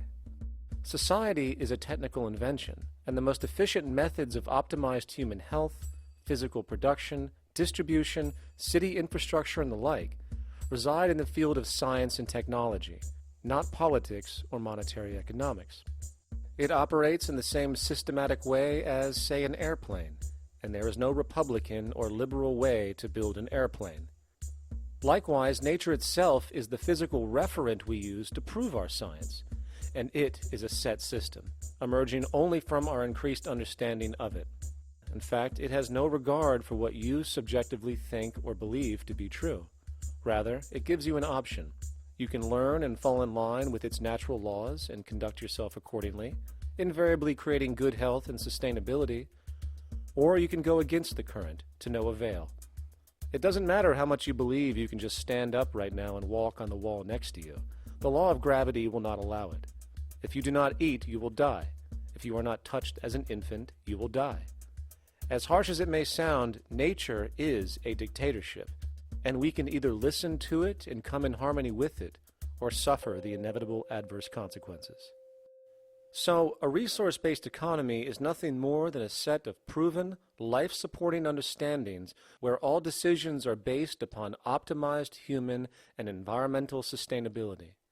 It takes into account the empirical life ground, which every human being shares as a need, regardless, again, of their political or religious philosophy. There is no cultural relativism to this approach. It isn't a matter of opinion. Human needs are human needs, and having access to the necessities of life, such as clean air, nutritious food, and clean water, along with a positively reinforcing, stable, nurturing, and non-violent environment, is demanded for our mental and physical health, our evolutionary fitness, and hence the species' survival itself.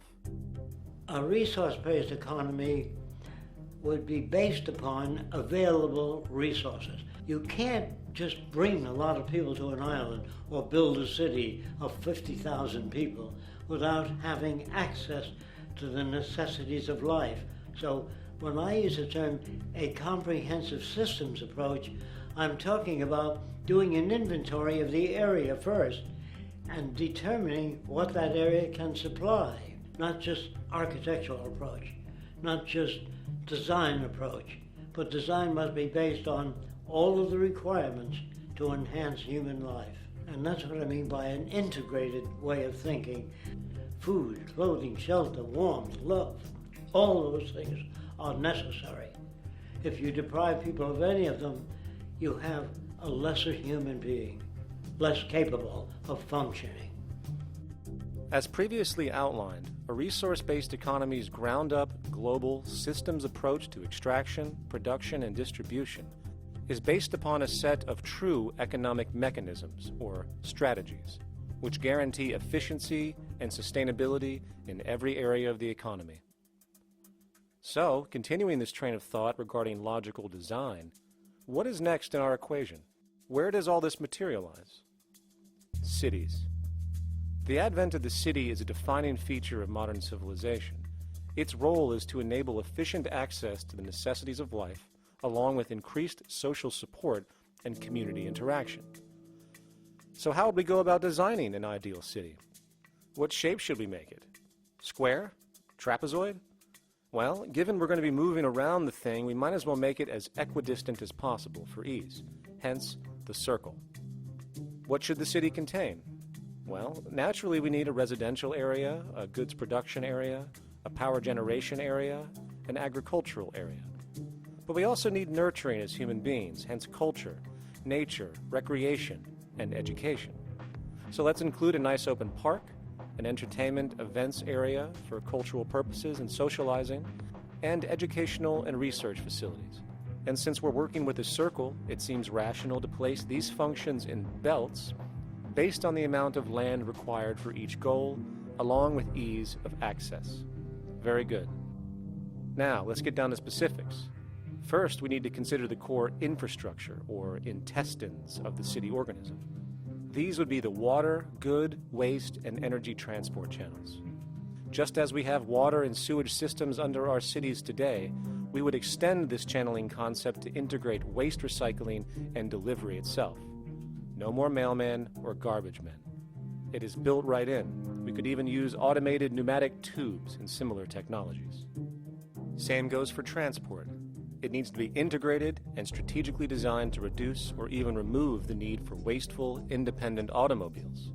Electric trams, conveyors, transveyors, and maglevs, which can take you virtually anywhere in the city, even up and down, along with connecting you to other cities as well.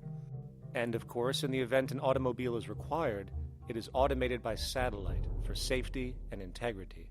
In fact, this automation technology is in working order right now. Automobile accidents kill about 1.2 million people every single year, injuring about 50 million. This is absurd and doesn't have to occur. Between efficient city design and automated driverless cars, this death toll can be virtually eliminated. Agriculture. Today, through our haphazard, cost-cutting industrial methods, using pesticides, excessive fertilizers, and other means, we have successfully destroyed much of the arable land on this planet, not to mention also extensively poisoning our bodies. In fact, industrial and agricultural chemical toxins now show up in virtually every human being tested, including infants. Fortunately, there is a glaring alternative: the soilless mediums of hydroponics and aeroponics, which also reduce nutrient and water requirements by up to 75% of our current usage. Food can now be organically grown on an industrial scale in enclosed vertical farms, such as in 50-story 1-acre plots, virtually eliminating the need for pesticides and hydrocarbons in general. This is the future of industrial food cultivation, efficient, clean, and abundant. So, such advanced systems would be, in part, what comprise our agricultural belt, producing all the food required for the entire city's population, with no need to import anything from the outside, saving time, waste, and energy. And speaking of energy, The energy belt would work in a systems approach to extract electricity from our abundant renewable mediums, specifically wind, solar, geothermal, and heat differentials, and if near water potentials, tidal and wave power. To avoid intermittency and make sure a positive net energy return occurs, these mediums would operate in an integrated system, powering each other when needed, while storing excessive energy to large supercapacitors under the ground, so nothing can go to waste. And not only does the city power itself, particular structures will also power independently and generate electricity through photovoltaic paints, structural pressure transducers, the thermocouple effect, and other current but underutilized technologies. But of course, this begs the question, how does this technology and goods in general get created in the first place? This brings us to production. The industrial belt, apart from having hospitals and the like, would be the hub of factory production. Completely localized overall, it would of course obtain raw materials by way of the global resource management system just discussed, with demand being generated by the population of the city itself. As far as the mechanics of production, we need to discuss a new, powerful phenomenon which was sparked very recently in human history and is on pace to changing everything. It's called mechanization, or the automation of labor. Well, if you look around you, you'll notice that almost everything that we use today is built automatically. Your shoes, your clothes, your home appliances, your car, and so on. They are all built by machines in an automatic way. Can we say that the society has not been influenced by these major technological advancements? Of course not. These systems really dictate new structures and new needs, and they make a lot of other things obsolete. So we've been going up in the development and use of technology in an exponential way. So definitely automation is going to continue. You cannot stop technologies that just make sense. Labor automation through technology is at the bottom of every major social transformation in human history. From the agricultural revolution and the invention of the plow, to the industrial revolution and the invention of the powered machine, to the information age we live in now through essentially the invention of advanced electronics and computers. And with regard to advanced production methods today, mechanization is now evolving on its own, moving away from the traditional method of assembling component parts into a configuration into an advanced method of creating entire products in one single process. Like most engineers, I'm fascinated by biology because it's so full of examples of extraordinary pieces of engineering. And what biology is the study of things that copy themselves. Of course, that's good a definition of life as we've got. Again, as an engineer, I've always been intrigued by the idea of machines that would copy themselves. RepRap is a three-dimensional printer. That's to say, it's a printer that you plug into a computer, and instead of making two-dimensional sheets of paper with patterns on, it makes real, physical, three-dimensional objects. Now, there's nothing new about that. 3D printers have been around for about 30 years. Big thing about RepRap is that it prints most of its own parts. And so if you've got one, you can make another one and give it to a friend, as well as being able to print lots of useful things. From the simple printing of basic household goods in your home, to the printing of an entire automobile body in one swoop, advanced automated 3D printing now has the potential to transform virtually every field of production, including home construction. Contour crafting is actually a fabrication technology, the so-called 3D printing, when you directly build a 3D object from a computer model. Using contour crafting, it will be possible to build a 2,000 square foot home entirely by the machine in one day. The reason that people are interested in automating construction is that it really brings a lot of benefits. For example, construction is pretty labor intensive, and although it provides job for a sector of the society, it also has issues and complications. For example, construction is the most dangerous job that there is. It is worse than mining and agriculture. It has got the highest level of fatality almost in every country. Another issue is the waste. An average home in the United States has 3 to 7 tons of waste. So this is huge if we look at the impact of construction and knowing that about 40% of all materials in the world are used in construction. So big waste of energy and resources and big damage to the environment as well. Making homes using hammers and nails and wood with the state of our technology today is really absurd and will go the way of our labor class in regards to manufacturing in the United States. Recently, there was a study by economist David Autor of MIT that states that our middle class is obsolete and being replaced by automation. Quite simply, mechanization is more productive, efficient, and sustainable than human labor in virtually every sector of the economy today. Machines do not need vacations, breaks, insurance, pensions, and they can work 24 hours a day every day. The output potential and accuracy compared to human labor is unmatched. The bottom line, repetitive human labor is becoming obsolete and impractical across the world, and the unemployment you see around you today is fundamentally the result of this evolution of efficiency in technology.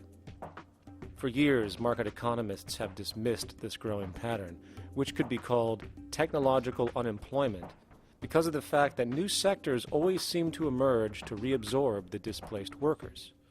Today, the service sector is the only real hub left and currently employs over 80% of the American workforce, with most industrialized countries maintaining a similar proportion. However, this sector is now being challenged increasingly by automated kiosks, automated restaurants, and even automated stores. Economists today are finally acknowledging what they have been denying for years. Not only is technological unemployment exasperating the current labor crisis we see across the world due to the global economic downturn, but the more the recession deepens, the faster the industries are mechanizing. The catch, which is not realized, is that the faster they mechanize to save money, the more they displace people, the more they reduce public purchasing power. This means that while the corporation can produce everything more cheaply, fewer and fewer people will actually have money to buy anything, regardless of how cheap they become. The bottom line is that the labor for income game is slowly coming to an end. In fact, if you take a moment to reflect on the jobs which are in existence today, which automation could take over right now if applied, 75% of the global workforce could be replaced by mechanization tomorrow. And this is why, in a resource-based economy, there is no monetary market system, no money at all, for there is no need. A resource-based economy recognizes the efficiency of mechanization and accepts it for what it offers. It doesn't fight it like we do today. Why? Because it is irresponsible not to, given any interest in efficiency and sustainability. And this brings us back to our city system. In the center is the central dome, which not only houses the educational facilities and transportation hub, it also hosts the mainframe that runs the city's technical operations. The city is, in fact, one big automated machine. It has sensors in all technical belts to track the progress of agriculture, energy gathering, production, distribution, and the like. Now, would people be needed to oversee these operations in the event of a malfunction or the like? Most probably yes, but that number would decrease over time as improvements continue. However, as of today, maybe 3% of the city population would be needed for this job when you break it down. And I can assure you that in an economic system which is actually designed to take care of you and secure your well-being, without you having to submit to a private dictatorship on a daily basis, usually to a job that is either technically unnecessary or socially pointless, while often struggling with debt that doesn't exist just to make ends meet. I guarantee you people will volunteer their time left and right to maintain and improve a system that actually takes care of them. And coupled with this issue of incentive comes the common assumption that if there isn't some external pressure for one to work for a living, people will just sit around, do nothing, and turn into fat, lazy blobs. This is nonsense. The labor system we have today is in fact the generator of laziness, not a resolver of it. If you think back to when you were a child, full of life, interested in new things to understand, likely creating and exploring, but as time went on, the system pushed you into the focus of figuring out how to make money. And from early education to study at a university, you are narrowed, only to emerge as a creature which serves as a cog in a wheel in a model that sends all the fruits to the upper 1%. Scientific studies have now shown that people are, in fact, not motivated by monetary reward when it comes to ingenuity and creation. The creation itself is the reward. Money, in fact, appears only to serve as an incentive for repetitive, mundane actions, a role we have just now shown can be replaced by machine. So when it comes to innovation, the actual use of the human mind, the monetary incentive has proven to be a hindrance, interfering and detracting from creative thought. And this might explain why Nikola Tesla, the Wright brothers, and other inventors who contributed massively to our current world never showed a monetary incentive to do so. Money is, in fact, a false incentive and causes 100 times more distortion than it does contribution. Good morning, class. Please settle down. The first thing I would like to do is go around the room and ask what everyone would like to be when they grow up. Who'd like to go first? Okay, how about you, Sarah? When I grow up, I want to work at McDonald's like my mom. Oh, family tradition, eh? How about you, Linda? When I grow up, I'm going to be a prostitute on the streets of New York City. Oh, glamour girl, huh? Very ambitious. How about you, Tommy? When I grow up, I'm going to be a rich, elitist businessman who works on Wall Street and profits off of the collapse of foreign economies. Enterprising. And great to see some multicultural interest. As stated before, a resource-based economy applies the scientific method to social concern, and this isn't limited to simply technical efficiency. It also has the consideration of human and social well-being directly and what comprises it. What good is a social system if, in the end, it doesn't produce happiness and peaceful coexistence? So it is important to point out that with the removal of the money system and the necessities of life provided, we would see a global reduction in crime by about 95% almost immediately, for there is nothing to steal, embezzle, scam, or the like. 95% of all people in prisons today are there due to some monetary-related crime or drug abuse, and drug abuse is a disorder, not a crime. So what about the other 5%, the truly violent, often seeming to some as being violent for the sake of being violent? Are they just evil people?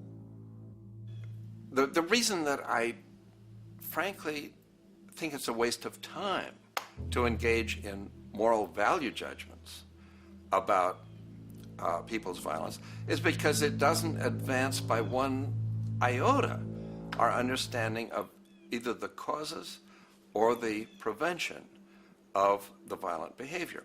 People sometimes ask if I believe in forgiving criminals. My answer to that is, no, I don't believe in forgiveness any more than I believe in condemnation.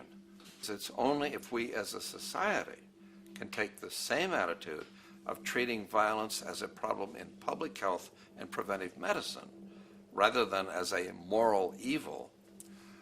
It's only when we make that change in our own attitudes and assumptions and values that we will actually succeed in reducing the level of violence rather than stimulating it, which is what we do now.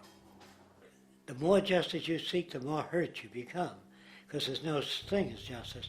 There is whatever there is out there. That's it. In other words, if people are conditioned to be racist and bigots, if they're brought up in an environment that advocates that, why do you blame the person for it? They're a victim of a subculture. Therefore, they have to be helped. The point is, we have to redesign the environment that produces aberrant behavior. That's the problem, not putting a person in jail. That's why judges, lawyers, freedom of choice, such concepts are dangerous, because it gives you misinformation that the person is bad or that person is a serial killer. Serial killers are made, just like soldiers become serial killers with a machine gun. They become killing machines, but nobody looks at them as murderers or assassins, because that's natural. So we blame people. We say, well, this guy was a Nazi, he tortured Jews. No, he was brought up to torture Jews. Once you accept the fact that people have individual choices and they're free to make those choices, free to make choices means without being influenced. And I can't understand that at all. All of us are influenced in all our choices by the culture we live in, by our parents, and by the values that dominate. So we're influenced. So there can't be free choices. What's the greatest country in the world? The true answer, I haven't been all over the world, and I don't know enough about different cultures to answer that question. I don't know anybody that speaks that way. They say, it's good old USA, the greatest country in the world.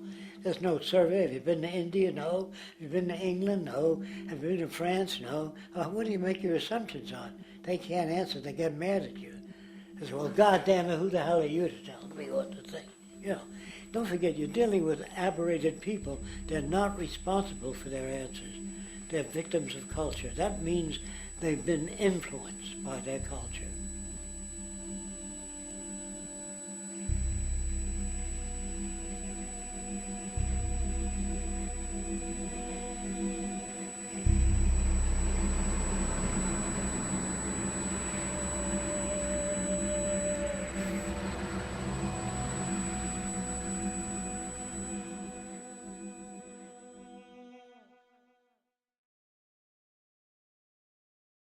When we consider a resource-based economy, there are often a number of arguments that tend to come up with regard to the efficiency. Now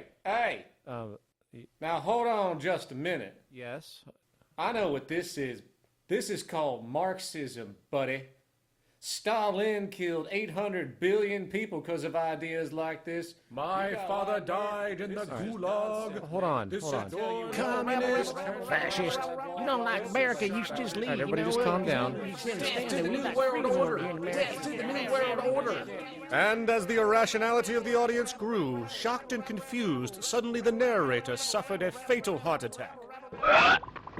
And the seemingly communist propaganda film was no more.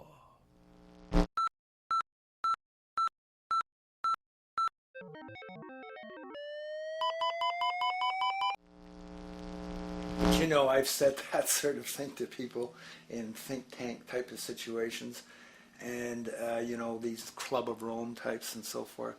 Marxist. What Marxist? Where did that come from? You know, they got this icon they hold on to. It's their holy grail. And it's such an easy one, you know. People ask if I'm a socialist or a communist or a capitalist, and I say I'm none of the above. And why do you think that those are the only options? All of those political constructs were created by writers who assumed that we lived on a planet of infinite resources. Not a one of those political philosophies even contemplates that there might be a shortage of anything. I believe that communism, socialism, free enterprise, fascism are part of social evolution, that you can't take a giant step from one culture to another, but they're in-between systems. Before there's any ism, we've got a life ground, and the life ground is, as I just described most easily, it's all the conditions required to take your next breath, and that involves the air you breathe, the water you get, the safety you have, the education you can access, all these things that we share and use and that no life in any culture can do without. So we've got to reset down to the life ground, and the life ground is no longer any ism. It's life value analysis. It's simply a matter of historical fact that the dominant intellectual culture of any particular society reflects the interest of the dominant group in that society. In a slave-owning society, the beliefs about human beings and human rights and so on will reflect the needs of the slave owners. In a society which again is based on the power of certain people to control and profit from the lives and work of millions of others, the dominant intellectual culture will reflect the needs of the dominant group. And so that if you look across the board, the ideas that pervade psychology and sociology and history and political economy and political science fundamentally reflect certain elite interests. And the academics who question that too much tend to get shunted to the side or to be seen as sort of radicals. The dominant values of a culture tend to support and perpetuate what is rewarded by that culture. And in a society where success and status is measured by material wealth, not social contribution, it is easy to see why the state of the world is what it is today. We are dealing with a values system disorder, completely denatured, where the priority of personal and social health have become secondary to the detrimental notions of artificial wealth and limitless growth. And like a virus, this disorder now permeates every facet of government, news media, entertainment, and even academia.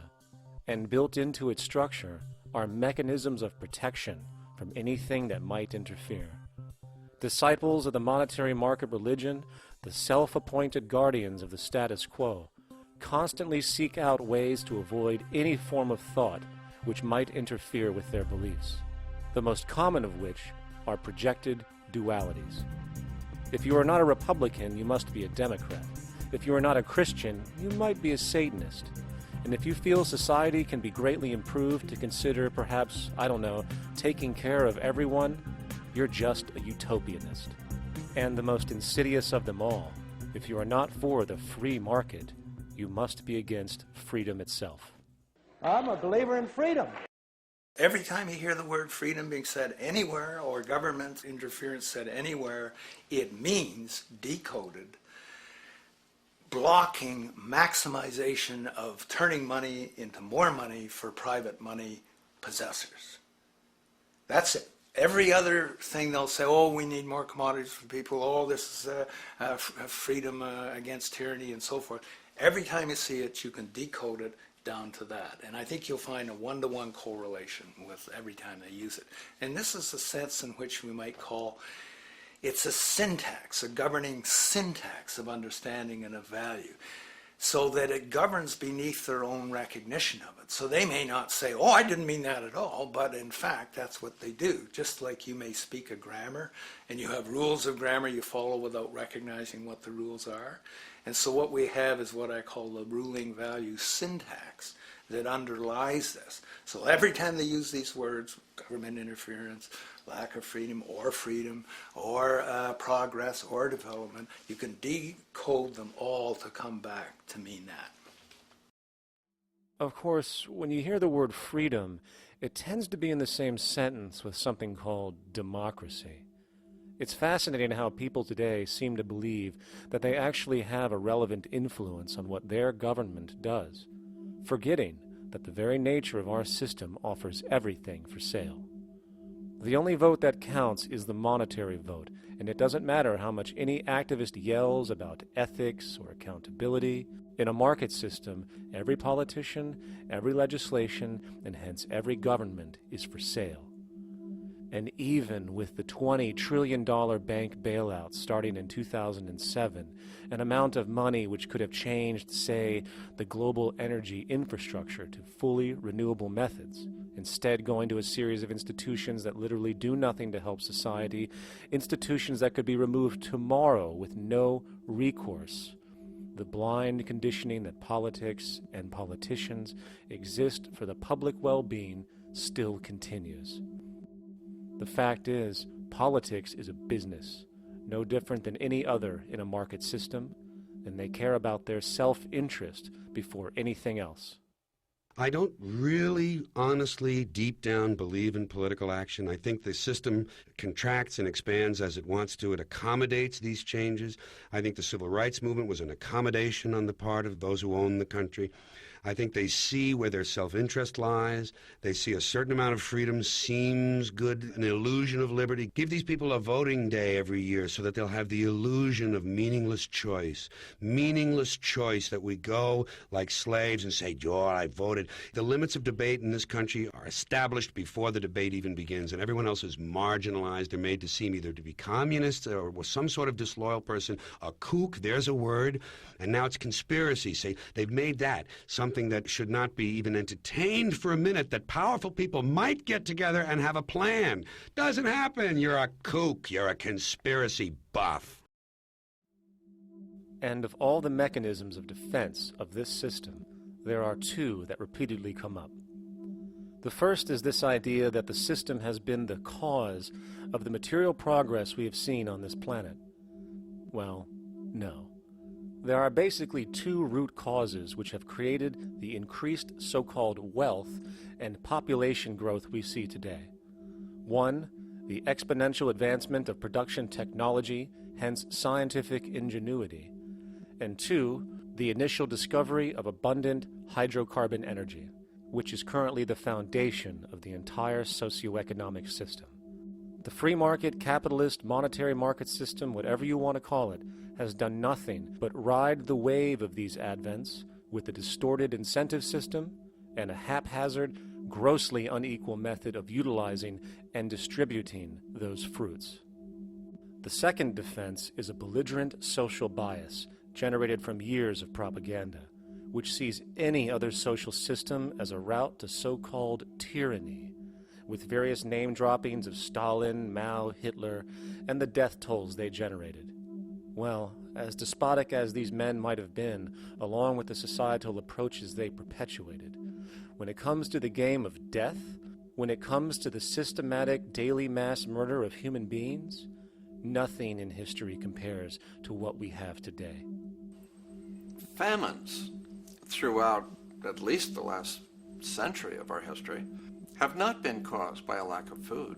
They've been caused by relative poverty. The economic resources were so inequitably distributed that the poor simply didn't have enough money with which to buy the food that would have been available if they could have afforded to pay for it.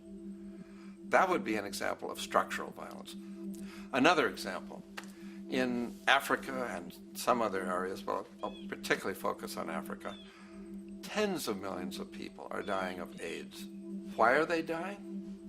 It's not because we don't know how to treat AIDS. We have, millions of people in the wealthy countries are getting along remarkably well because they have the medicines that will treat it. The people in Africa who are dying of AIDS are not dying because of the HIV virus. They're dying because they don't have the money with which to pay for the drugs that would keep them alive. Gandhi saw this. He said the deadliest form of violence is poverty. And that's absolutely right. Poverty kills far more people than all the wars in history, more people than all the murderers in history, more than all the suicides in history. Not only does structural violence kill more people than all the behavioral violence put together, structural violence is also the main cause of behavioral violence.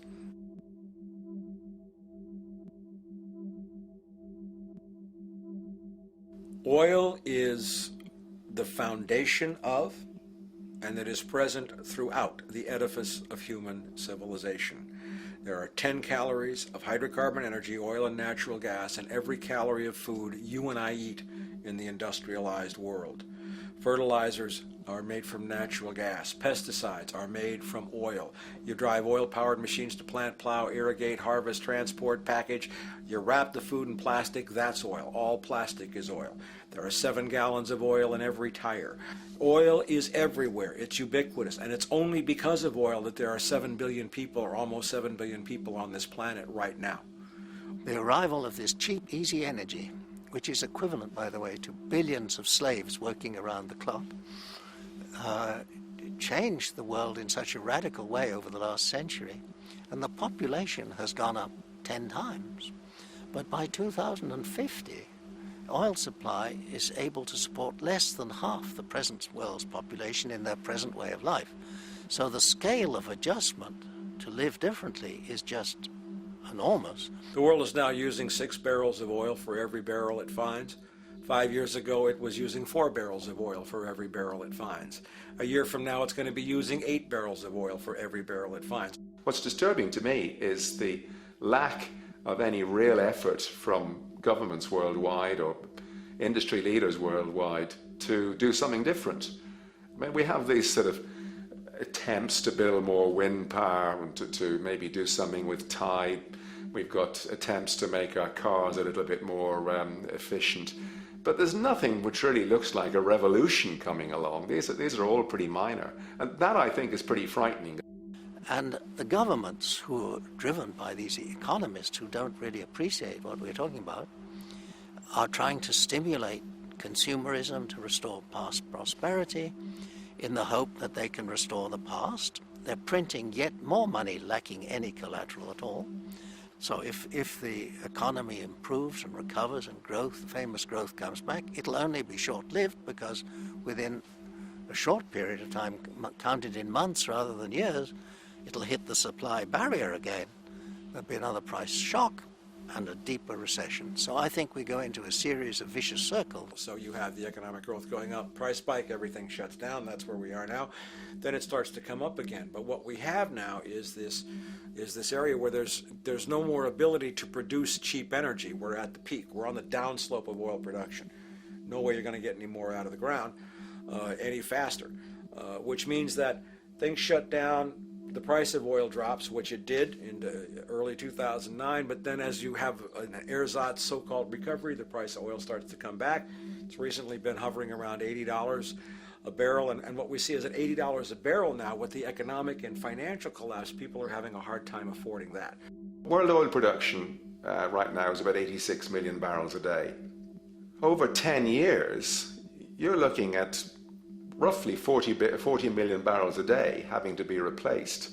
There's nothing around which can come even within 1% of meeting that sort of demand. If we don't do something pretty quickly, there's going to be a huge energy deficiency. I think the big mistake is in not recognizing a decade or so ago that a concerted effort needed to be made to develop these sustainable forms of energy. I think that's something our grandchildren will look back on with total disbelief. You people knew that you were dealing with a finite commodity. How could you possibly have built your economy around something which was going to disappear? For the first time in human history, the species is now faced with the depletion of a core resource central to our current system of survival. And the punchline of the whole thing is that even with oil becoming more and more scarce, the economic system will still blindly push its cancerous growth model, so people can go out and buy more oil-powered cars to generate GDP and jobs, exasperating the decline. Are there solutions to replace the edifice of the hydrocarbon economy? Of course. But the path needed to accomplish these changes will not manifest through the market system protocols required, since new solutions can only be implemented through the profit mechanism. People are not investing in renewable energies because there is no money in it in both the long and short term, and the commitment needed to make it happen can only occur at a severe financial loss. Hence, there is no monetary incentive, and in this system, if there's no monetary incentive, things do not happen. And on top of it all, peak oil is just one of many surfacing consequences of the environmental social train wreck gaining speed today. Other declines include freshwater, the very fabric of our existence, which is currently showing shortages for 2.8 billion people, and those shortages are on pace to reach 4 billion by 2030. Food production, the destruction of arable cropland, from which 99.7% of all human food comes from today, is occurring up to 40 times faster than it is being replenished. And over the last 40 years, 30% of the arable land has become unproductive. Not to mention that hydrocarbons are the backbone of agriculture today, and as it declines, so will the food supply. As far as resources in general, at our current patterns of consumption, by 2030 we will need 2 planets to continue our rates. not to mention the continual destruction of life-supporting biodiversity, causing extinction spasms and environmental destabilization across the globe. And with all of these declines, we have the near exponential population growth, where by 2030 there might be over 8 billion people on this planet.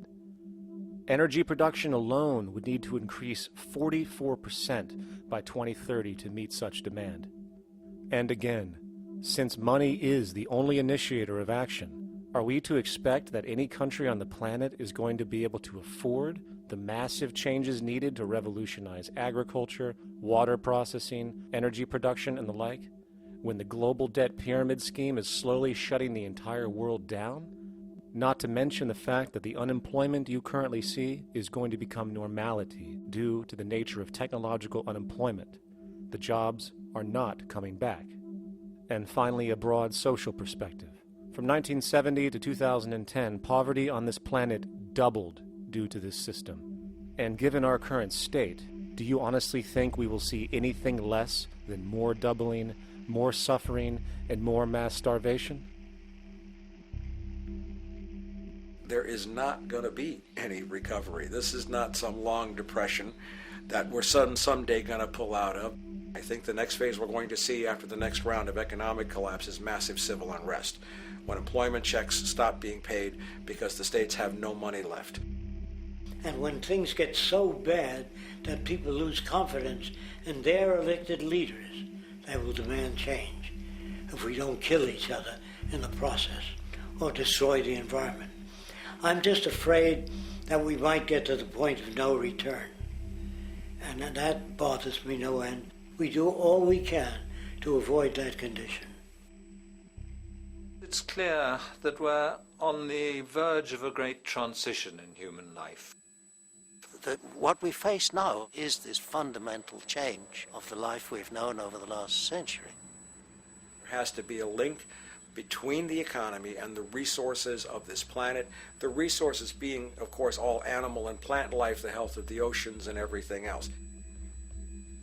This is a monetary paradigm that will not let go until it's killed the last human being.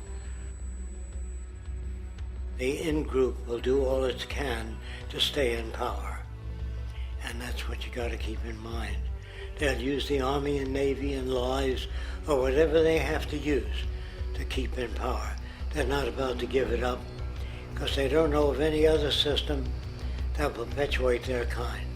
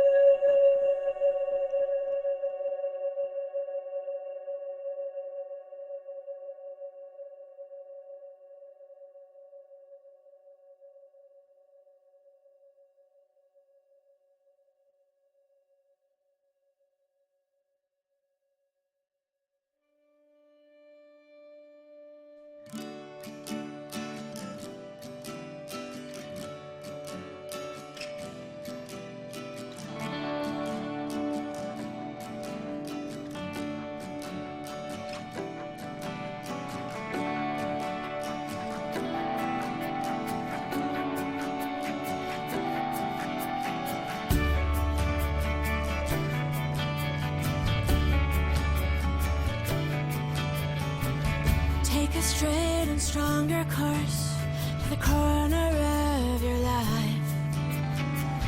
Just remember that the goal is for us all to capture all we want.